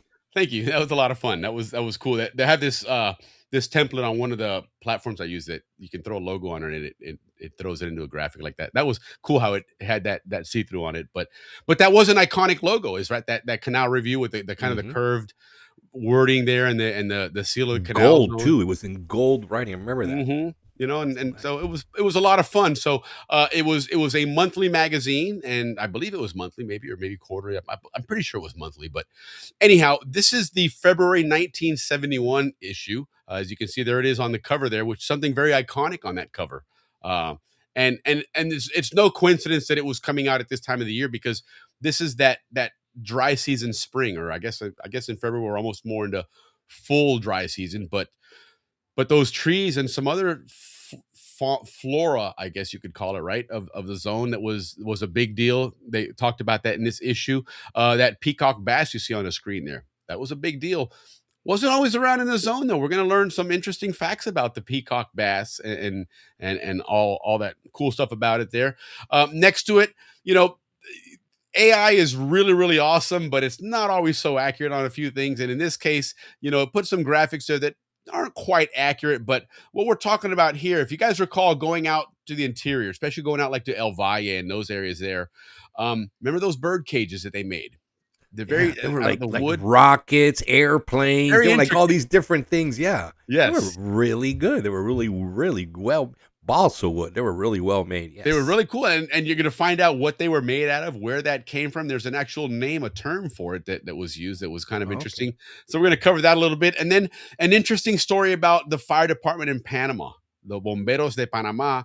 And I'm going to show you something really special that I found when I was doing the research on this, that just one of those interesting coincidences, I guess. There was a couple other articles about the cold shipments of food and stuff, but I wasn't going to go into that. And then something else about compasses and whatnot. But nonetheless, these are some really, really fun and cool stories. So let's talk about the first one here, and not always in the same order, but there was an article in this edition about the fire department. Okay, the Panama Fire Department has a really, really big history, goes way, way back, as you can see there. They were founded before Panama was founded as a country. They were founded before the Panama Canal. The canal's on way before all that stuff, a little bit after the Panama Railroad. But as you can see on that graphic there, they were founded November 27th of 1887. It looks like it says on the screen. That is correct. There. Started with 88 volunteers and 2 hand-operated pumps hauled by men. All right. So think about, putting a fire out back then. More importantly, you think about 1800s, how many buildings in a city were built out of wood versus concrete back then? So you probably had more of a fire hazard back then than you do now, and you had less capability of fighting the fire back then. So, that's kind of a scary. Yeah, all the lights were candles too back then. That always blows me away when I see like old pictures of Christmas and stuff, and people with their Christmas trees with actual candles on them. I'm thinking, wow, no wonder you had all those house fires during Christmas time. But anyway, so the fire department has a very rich history there.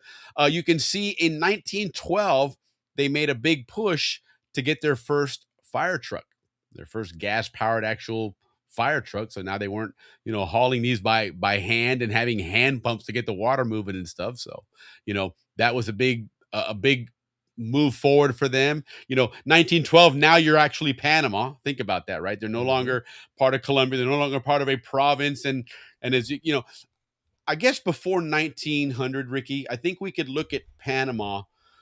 Panama might be considered the Wild West of New Grenada and of Colombia. Is that definitely was the Wild West? Yes, absolutely. So it's no surprise then that some of these things were so basic, I guess, until much later on. And there, when I was doing some earlier research in some of those Canal records, one of the ones I pulled up just by chance, I came across it, was populations. And the populations of Panama City and Cologne, it wasn't even 100,000 people combined. It really wasn't that big. And then you look at how much it's exploded in the last 100 years to the tune of millions now. But, it really wasn't that big of a place. And so I guess maybe that also may have contributed to less of a view of America as colonists, and they came in and displaced all these people because there wasn't that many people there to begin with when they built the canal. That's correct. Yeah. So it kind of really changed the dynamic of the layout of it and all that. But Dave showed us the number. At one time there was more canal workers than there were Panamanians. Exactly. Go figure that one out. And that just shows you that it really was, the Panama Canal, the United States coming in and establishing that and establishing the country really is what just caused that area to explode, because prior to that, it had been a center of commerce and transport for 400 years. So it wasn't that Panama was a newly discovered place. It just took this next big, huge leap in modernization to then make Panama the place it is. And then, fast forward now, and they're digging under the canal and stuff. So it really has improved. But anyhow, interesting story then. We are 1912. They've got a truck now. They've gotten really modern there. And then in May of 1914, something really big takes place right near an area that we've talked about for a lot of other reasons.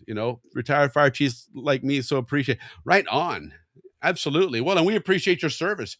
So I've got in just a moment here, Jim, I've got a follow-up to this story and this picture that you'll really appreciate here, which just it was a very much a coincidence for me, but an amazing coincidence. But anyhow, Ricky, this polvorín, what is this story about, and what happened here roughly? Well, it's similar to almost every city back in the day. Just they store, like what happened in Beirut recently, right? They stored a bunch of powder into this storage area, and blew up, killed a bunch of people. Something like 22 people died that day. So Ricky is telling us a version for our 3-minute show, not for our hour show. But so yes, in this area, which was near the Plaza Cinco de Mayo, which we got to know later on, and where that Shaler's Triangle is, and Central Avenue, all that. In that area there was a building that was where they stored a lot of gunpowder and stuff, for guns and maybe construction, who knows, whatever it was. But bottom line is they had this going on here, and there was a fire there, right? Well, May 1914, so probably some canal, maybe some canal stuff. Yeah, could be. In fact, it's in some of that research I did. There was in this canal record they had advertisements, and it's funny to read some of these advertisements because they're Americans and Panamanians in Panama that are advertising to sell stuff to Canal Zone people building the canal and stuff. I mean, you can buy guns, you can buy watches, you can buy clothing and stuff. And so I would imagine that gunpowder, back then you probably didn't have a Walmart where you bought, a case of shells and stuff. So you probably had a lot of reloading, and so maybe there was a need to buy gunpowder and just keep that at home. But 1,500 kegs of powder, yes. 300 cases of powder, and 90 cases of dynamite all blew up. And so and Willie, the worst part was that the hoses couldn't reach the building when they were taking trying to turn that off. Sure. No, and imagine even if they had reached some of those hoses, you get to that point there, forget about it, man. There's no hope for that, and you're talking about, although I guess they weren't in the hand pump trucks anymore, but bottom line is the powder keg, the fire got to the powder. Right, they couldn't stop it. They couldn't put it out in time. Massive explosion. An explosion. And if you read about it there, if you go to like Panama Vieja Escuela and those publications, they'll throw these stories out there every so often. And there's talk that this was heard miles away. The explosion was, broke windows and whatnot because of I mean, it was a lot. It was a lot of explosives in this place. 6 firefighters ended up losing their life in that instantly. Other people. Yeah. Which I mean, I guess if you're gonna go, that's the way to go, man. Right. And one of the great quotes. Sorry, Willie, to interrupt you, but I'll forget. One of the great quotes coming out of that time was that the fire chief said, "Well, the possibility of them retreating never crossed their mind." So that was a big thing. How they just fought this. Well, and that takes us when we fast forward to today's core, which, mind you, we're talking about the Panama Canal Review magazine in 1971. And in 1971, the Corps, or the fire department Corps, was now an 800-man force, included 110 professionals, 700 volunteers. They're using high-pressure snorkel pumpers. As you can see, that image may be a little bit more modern than what they had in 71, but they did have those big trucks then that now had leveled things up.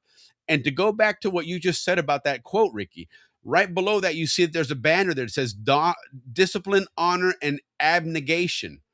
Never heard of that word. I didn't either. I went to look that up, and I consider myself a wordsmith. So when I see something like that, I'm like, I want to learn about this. And so I looked up what abnegation meant. And in this case, because abnegation can be looked at as a negative, but like disregarding things. But to your quote, Ricky, they disregarded their safety. At no point did they worry about their safety. They had to try and stop this before this thing went off and killed many, many more people.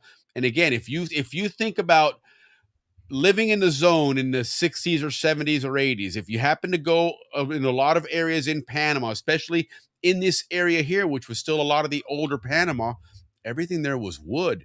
And it was all crammed together, 100%, man. So you get the right conditions there, and a fire goes, and that'll take out entire neighborhoods. We've seen, and we've gone over that story, a little bit about the fire in Cologne and how that wiped out an entire section of Cologne City just because of the nature of the construction and the limited resources to put them out. So, discipline, honor, and abnegation really came from the fact that these guys stood there and said, hey, you know what? We got a job to do, man. We're not going to cut and run here.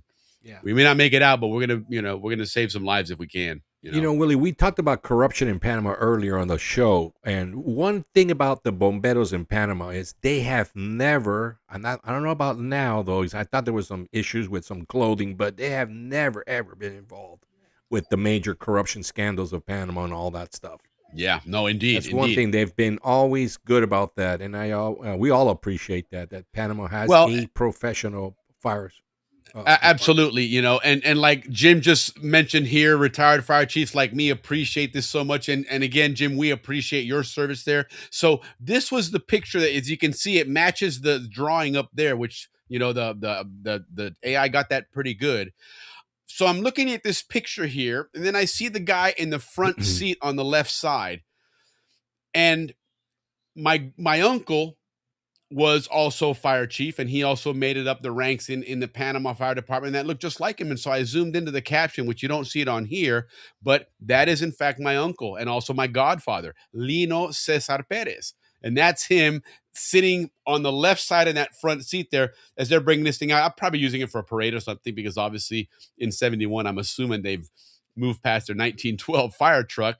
But yes, so I've always had an appreciation for the fire department as well. I remember as a kid, my uncle would take me to the fire stations in Panama, and you know, my grandfather, you'll appreciate this also, Jim. My grandfather was in the New York City Fire Department, and he retired as a fireman. And so when he went down to Panama back in the 70s to visit my dad and visit us and family, you know, he went and visited my uncle. And of course, being a fireman himself, you know, he gave him the grand tour. And I mean, they did it all, just pulled out all the equipment and showed him all that stuff. So yeah, it was really special to just by coincidence looking at this episode. And the only reason I did, guys, is when I click on for whatever reason on the Canal Zone Museum site, this issue happened to come up, the February 71. And so I was like, okay, cool, let me throw it up there. And then lo and behold, as I started going through it, there's my uncle that popped up in it. So yeah, that was a really, really cool story. Made it a little extra special, the appreciation for the you know, the beard. The beard is what makes it look like you when you wore a beard like that. Looks just like you. Yeah, yes. That's my Tio Cesar, man. So yeah, that was really, really cool to see. But again, that was just one part of that, you know, Panama Canal Review magazine. As Ricky said, this was something that had a lot of reading to it. The other one that we learned about there was these birdhouses. That's more accurate. The helicopter. It is. Sure. You know, some of these a little bit extra intricate there. That cathedral, I don't recall seeing anything that intricate there, but the star one, I remember seeing quite a few of those out there. So that was the helicopter, not that intricate, but definitely they had like airplanes and helicopters. Yeah, they definitely had those. So they call it Viruli or Viruli, I guess. And Viruli. I think that's like a little town or village up in the mountains in the province of Antón, right? And El Valle is nearby there, of course, as you can see on there. They make these out of sugarcane, right? And so it's not balsa wood, it's not bamboo, it's actually sugarcane they use to do these. Yes. And they use all the sugarcane materials. Very basic what they had there. You know, they have the machete obviously to cut that stuff down, the little knife to trim it, and then I guess whatever that other one is, probably to pull those strands to get your ropes or your tying. Yeah. Military families always bought those things. Yeah. I remember almost all military families had those in their backyard. Well, you know, I think you know, it's funny you say that, Ricky, and I think it had something to do with the fact that, you know, a lot of times they were passing through, right? And so where they appreciate this stuff, and maybe as they've traveled around different areas of the world, they've collected things, you know, to take back home as their memories, where we kind of just grew up with it and took it for granted. You know, right. We drove by like, oh yeah, those bird cages again. You know, buy one. Oh, for what? They'll be there tomorrow. Yeah, they'll be there tomorrow. Right. That's definitely the way we would think. And all of a sudden, 2026, we're like, damn, I wish we had one of those bird cages, man. You know, that would be kind of cool to have. Yeah, and now the military family's like, yeah, you dummy, you should have bought them when you were down there. You know, so but it's definitely good craftsmanship, no matter what. Yes, and all pure handmade stuff. And you know, this probably goes way back to pre-canal times, and who knows. But going to 1971 prices, you can see on the graphic there, a simple house cage ran you $1.50 to $2. Yeah, I remember that. How about that, huh? Jeez. Complex helicopter. The helicopter apparently was the popular one because they mentioned that in there was $2 to $3.50 on there. So again, or maybe let's say $8. You know, kind of an odd way to go. But like the larger one, I did see in this issue, I believe it was. There's a picture, and I should have tried to grab it and converted it on here. And it's two girls at Panama Canal College, I believe, and they're holding up one of the Bridge of the Americas, or the Thatcher Ferry Bridge of these. Yeah. And my God, this thing is 6 feet long. It's amazing. Just a big beast of a, and again, a cool little cage, you know. Yeah. I'm Probably not sure $5 for that one. right? You know, yeah, I pay the big bucks on that one, you know. But yeah, I just thought that was kind of interesting. Oh, awesome, Steve. Thank you. Another beer for us. Woo-hoo. Thank you, guys. Thank you. But yeah, so I you know, when I saw this, I thought, wow, again, one of those things that, oh yeah, I so remember that. I so remember driving down to the interior, going to the beach, and seeing those on the side of the road, especially if you're going to El Valle. You definitely saw those, man. So great memory there. A great culture there for Panama. These are, again, the eyes of Zonians in 1971. Now, going back to the cover, as you can see, there it is on the middle of the screen there, the cover of that tree there. And this is something that's interesting about the zone, is a lot of these trees here and the different colors and different things that they produced. And the one that stands out, which was on the cover of the magazine that day, was that yellow tree. Okay. An interesting tree that is. It's called the Guayacan. Guayacan. It blew. I guess you can call it blooms. It goes to that yellow color at the beginning of the dry season.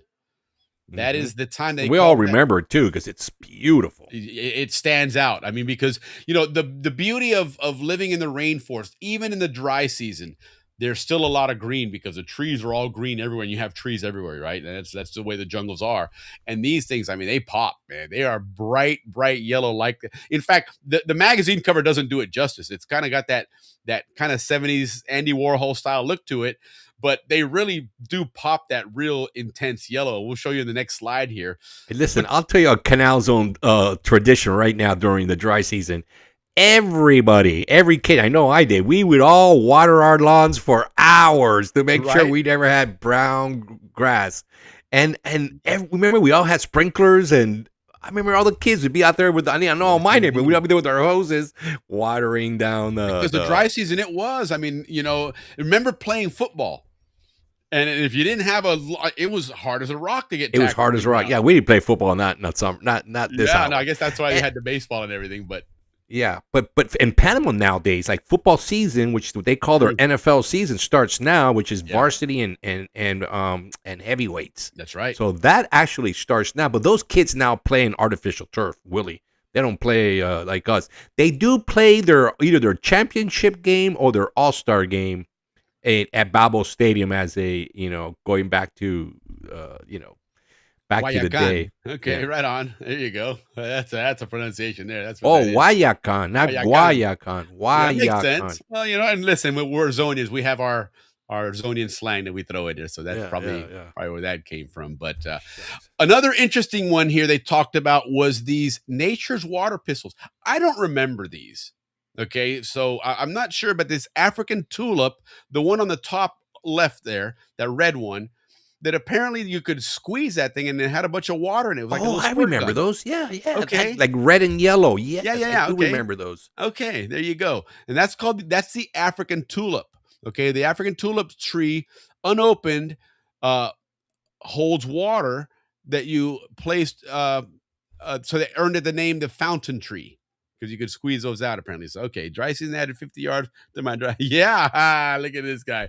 Yeah, absolutely, man. Listen, when that ground is hard as a rock like that, the ball travels, man. And it bounces. It just keeps going, man, and keep going, no doubt, man. Yeah, no, I wasn't a golfer down in the zone. I didn't learn to play golf till I moved up here to the States. But yeah, me too. That's one of the regrets. I wish I would have been a golfer in Panama, because I think it would have been a lot of fun to golf down there. But anyhow, a couple other fragrant flowers, I guess you could call them here. The frangipani, which again we know that name for a street, right? Yep. Frangipani Street. It was named after a flower, which apparently is very fragrant, and they use that for perfumes, right? Yeah. There's another one. It's also one of our dictionary episodes. Yes, that's right. You're absolutely right. Yeah, absolutely. The other one then is Ling Lang or Ling Lang or something like that. I guess pronounced. And I that term sounds familiar, for like massage oil and stuff, aromatherapy and stuff. I've heard that term for one of those. What do they call those types of oils? But anyhow, Massage oils. yes, like the massage oils. And then the last one on the bottom left there. Okay, the cannonball tree. Now, if I'm not mistaken, and it could be a different one, but I thought those were the ones that were called a calabash. Was that the same? Because those were on I a don't even tree, like remember on a those. big vine, and they were almost the size of a coconut, but they were green. I don't remember them looking brown like that. They were green, and because I remember a story. John Kramer and I were coming home from a party in Albrook, and I was staying in his house that night in Diablo. And so we were going by this house, and there was a calabash tree across the street, or a tree that had those vines on it with a couple of those big fruits. He's like, let's hit that house. I hate those people or whatever. So we did. We grabbed those big ass calabash and we slammed against that house and went take off running. It was like 2:00 in the morning. We turned the corner. There's, of course, a Guardia Nacional patrolling. We stop and long story short, it was that, I believe it was that plant there. Did it stink? I believe so, and I think that's why he said, because they're going to come out and the whole place is going to stink tomorrow. There you go. It might be the same ones, and I just, I remember them green, but I mean, like a lot of fruit, they probably do change color and whatnot. But it was like a vine that grew along all over the tree and had those big giant fruits on him. But let's take a look at these a little bit more in kind of a full color to get you to understand. That yellow one, that really was what it looked like, guys. I mean, that, if you remember, Guayacán. yeah, Right. that was. And the one underneath it too. That's the one I really remember. Yeah. Pride of India. Mm-hmm.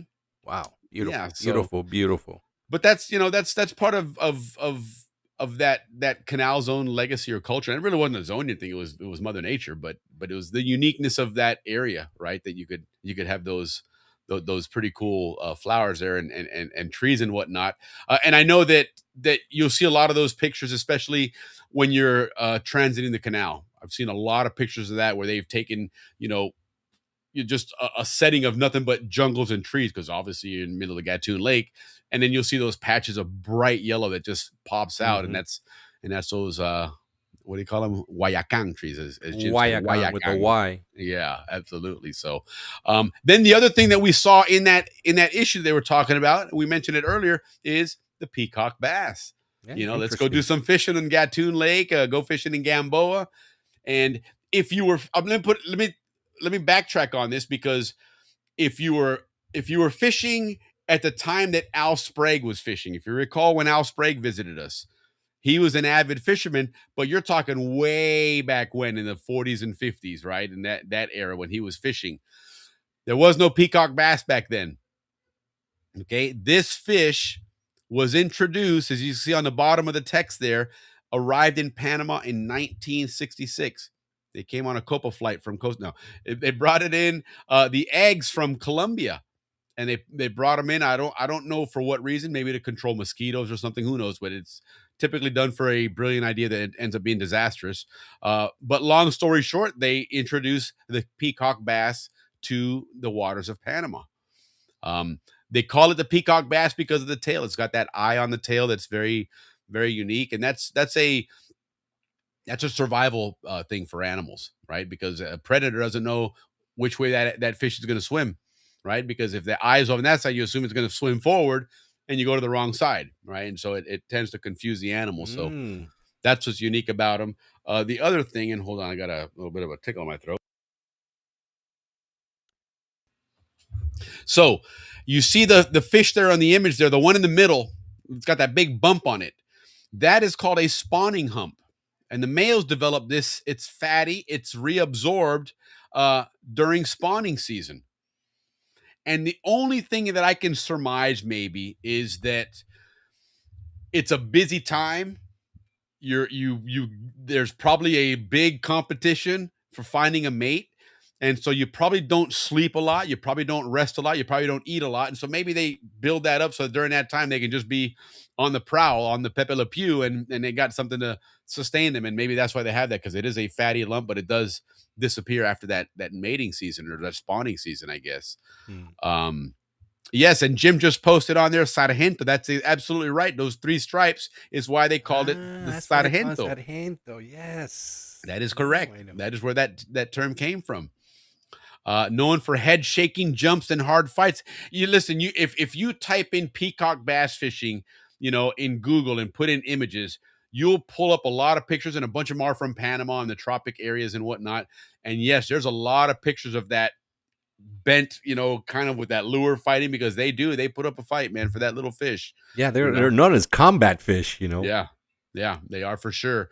And a lot of people will tell you that the meat of the peacock bass is better than Corvina for ceviche. That they say the best Ooh. ceviche is So with what peacock would be bass. the best way to cook them then? Anybody out there? How do you guys cook your Sargento?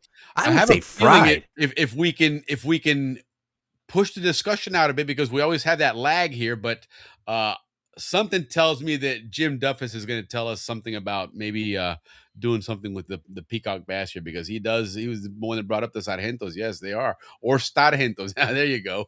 But yeah, they were Sargento because they had the 3 stripes. I mean, your sergeant is your 3 stripes. And so that was the term that the Panamanians gave to it, or the Zonians, who knows who it was. But I do remember hearing that term before. Lee saying at the club in Las Cumbres on the lake, you catch bigger where they were introduced into Panama. Yeah, I mean, and typically when you bring in a species like that, it's aggressive. They do tend to outgrow all the other stuff out there, simply because fish haven't learned to defend themselves against it, right? They haven't learned to avoid it and whatnot. And so, but either way, they said that this thing was, if you were fishing in Gatun or in Gamboa somewhere, you're definitely going to catch a peacock bass.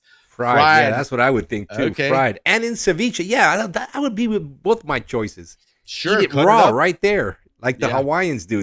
Hawaiians, they go fishing, and then they get their fish. They don't take it home. They eat it right there, raw, on the spot. It's right on the spot. That's interesting. Of course, they take it home, but they normally eat, the first fish. First one you got to eat first.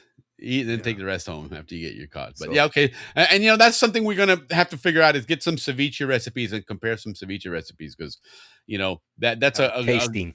Yeah, absolutely. And we've heard, obviously, everybody talks about Corvina, which, by the way, a lot of places you won't, here in the States, you won't find the name Corvina. But what's the other name for it's what do you call sea those? bass? Sea bass, Chilean sea bass. Chilean sea bass, exactly. If you look at that one, you'll get Corvina, guys. So okay, I'm sure most of you know that by now, but if not, that's what you want to call it. I recall that the idea was to introduce a sports fish and a source of protein for the locals. What they didn't plan for, because of their voracious appetite, is they pushed out all natural species. There you go. And that's typically the case, guys. When you bring something in, it does something else, and we don't look far enough into what the repercussions are. But interesting. Okay, they brought in for sports fishing. Speaking of fishing, Pat, do you do ice fishing? Pat's up in Minnesota. I think I've seen him do that in the past, and I've never been a big fishing person anyway, but I can't imagine, going to sit on the ice there and cut a hole in that ice and kicking back, but maybe that's a thing, I know that I've gone, like, a couple times that I've gone fishing here in Tampa with Gary Klingon. Gary Klingon loves to fish, man. That guy is a fisherman through and through. And every so often he'd be like, "Hey man, come on, let's go fishing." I'm like, "Oh man, all right." And I'll catch like 5 or 6 fish, man. He's like, "Dude, wasn't that great?" And I'm like, "No, not really. I didn't enjoy it at all, man." But I don't know. It's just, some people love that stuff. That's not my thing.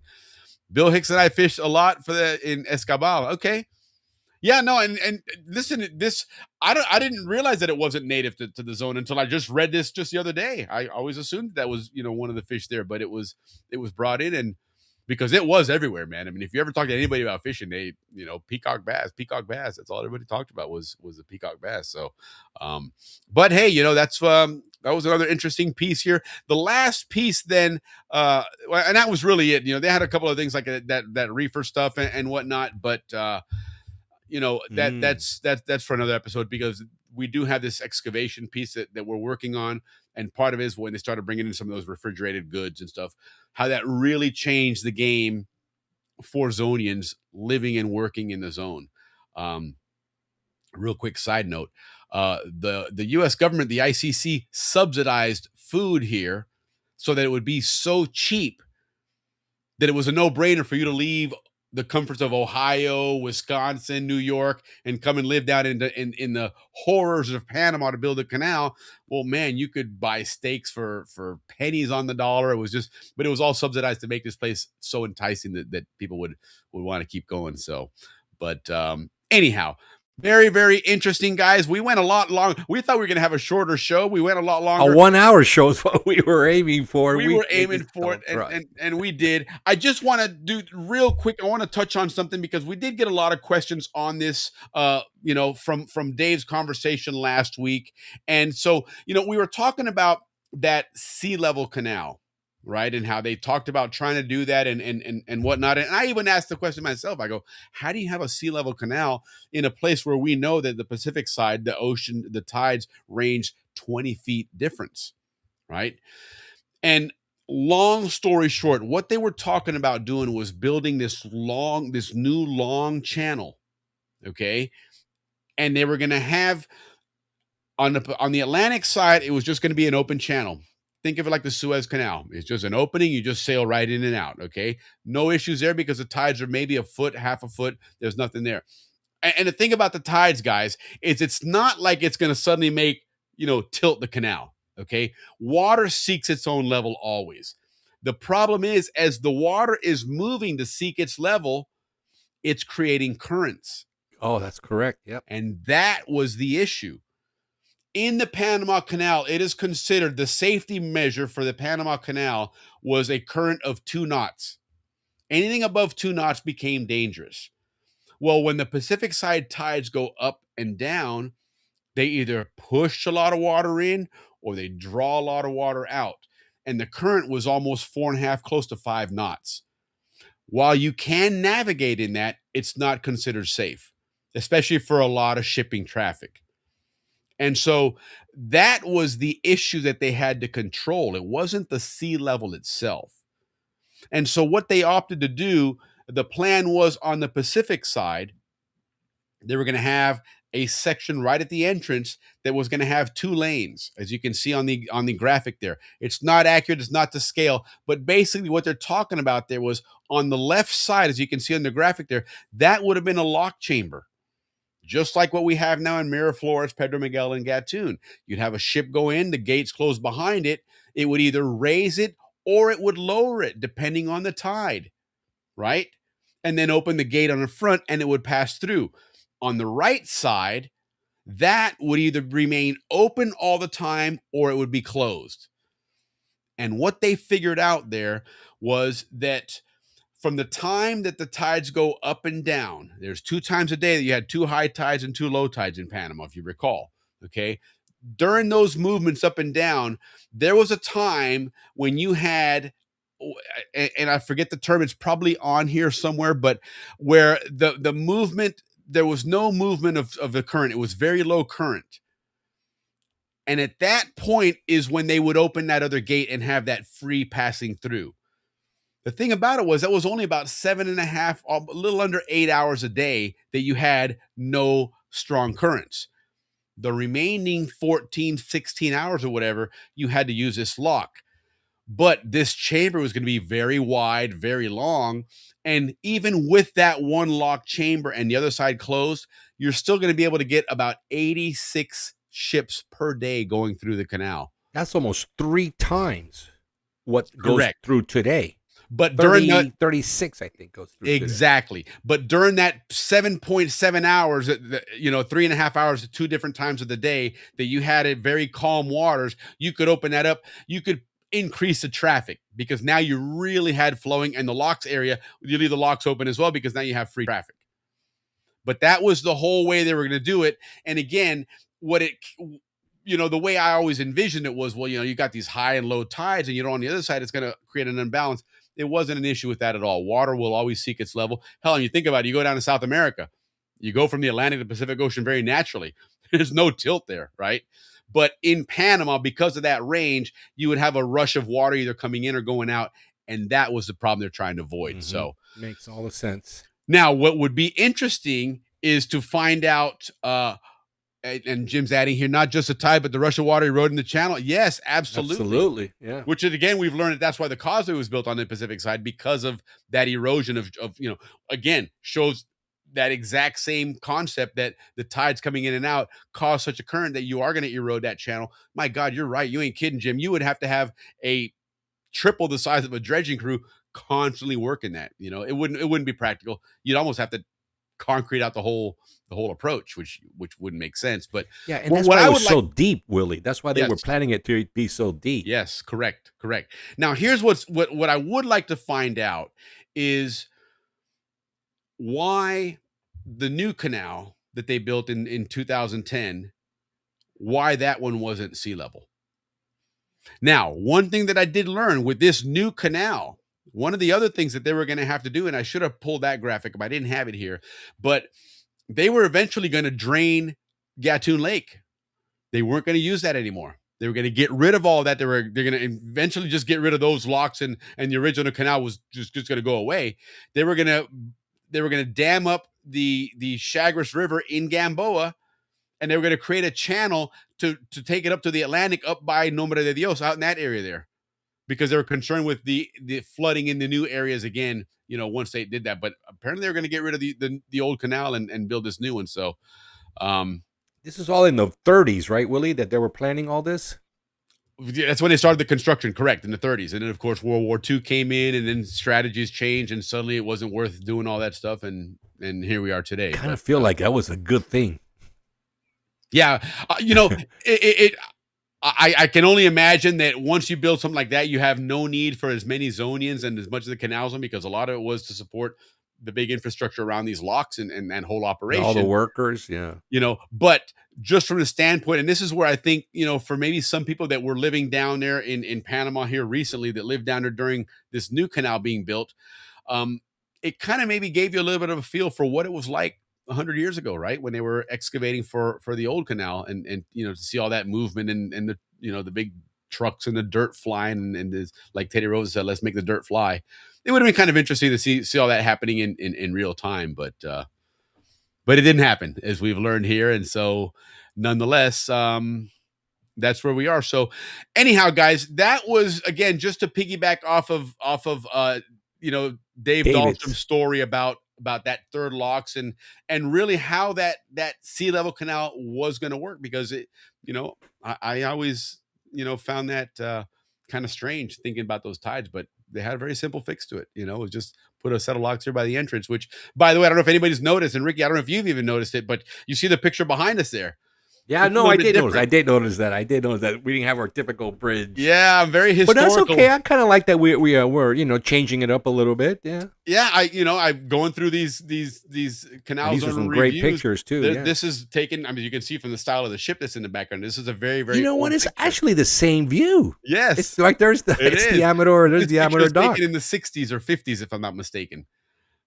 So yeah, it was Willie. It was a different view there, but yeah, this was a little different. Hope you guys liked it. I hope you guys, let me know if this, Panama Canal review is a cool segment. I think it might be, but it is, Willie, because that review, Willie, covered canal operations, engineering updates, canal traffic, canal maintenance, and back then they were also studying a lot was the expansion Neo-Panamax. So yes. We're gonna have some good stories to talk about. So I think it's gonna be a good one. Really, I think it'll be fun. Yeah, it should be a lot of fun. But and we'll throw in Spillway every once in a while. We'll mix it up. Yeah, we still got to go back to that one. And I'm telling you, this new canal record that I've been reading, I mean, wow! One of the things that was really cool. They very much incentivized production, right? And so as you look at the canal record, was a newspaper, maybe you can call it more like a newsletter, but it came out weekly in the Canal Zone all the way back in 1905, I think in 1907, 1908 they started. But I mean, every single week they're talking about, how much excavating they did. They're talking about which excavator dug out the most this week, very competitive and stuff. But it was cool to think about it. Then you can envision, man, this is this is our Panama Canal being dug out, man. And these people are, they're not looking at like this grueling work. They're looking like, man, I want to dig more to beat these guys, and just that whole spirit of competition and that whole American way of doing things that ultimately led to this canal zone that we all had the great fortune of growing up in. So it's going to be a lot of fun researching that. We are going to do an excavating segment that's going to touch a little bit on all these things, because I'm telling you guys, there are some amazing stories of just the amount of life that was in the early parts of the canals, and that we think of it as shoving dynamite in the ground, blowing it up, and excavating and doing this and pouring concrete. But there they was a partied whole just like we did. Yes. And Yes, more so because absolutely. they had nothing else going on, and life sucked in Panama in 1904. So the government went out of their way to make these people feel like, dude, this is a great place to live in, man. And so this is going to be a lot of fun. I'm excited to do it. But that's for another Once episode. a month? Or yeah, every once other a month. month? I think we can do that. I think so. We've just got to figure out. We're cramming a lot of stuff in, but it's a lot of fun stuff. So, but anyhow, guys, good show. A lot of good recapping. Some cool information there. Ralph was awesome with his third line stories, and a lot of great progress there. Panama, kudos to you guys. You guys have really, taken a big step in a country. Really proud to be a Panamanian and seeing all these things happening there. Sucks that the canals was not there, but if something cool is going to replace it, it's some amazing Panama. But hey, nonetheless, guys, looking forward to next week. Ricky, I heard the other day that getting back into Panama, getting a passport and stuff, that you can do it up to your grandkids. Up to your grandkids, guys. So if you were born in the canal zone, you can get your kids and your grandkids to be Panamanians. Now, there are several ways of doing it, and next week, guys, we're gonna have a Zonian attorney that lives in Panama come on and explain to us exactly how they do that. But if you want to do a really quick one, here's my buzz: send your grandkids to study 4 years university in Panama. All the college students will get green cards in Panama. But yeah, so Rodolfo Arias will be joining us next week. So have your questions about citizenship, cedulas, all that stuff for you, your kids, and grandkids. But Ricky, have a great weekend. Cheers, everybody. Hey, Valentine's Day tomorrow. Don't forget. All right, we are out of here. That ending.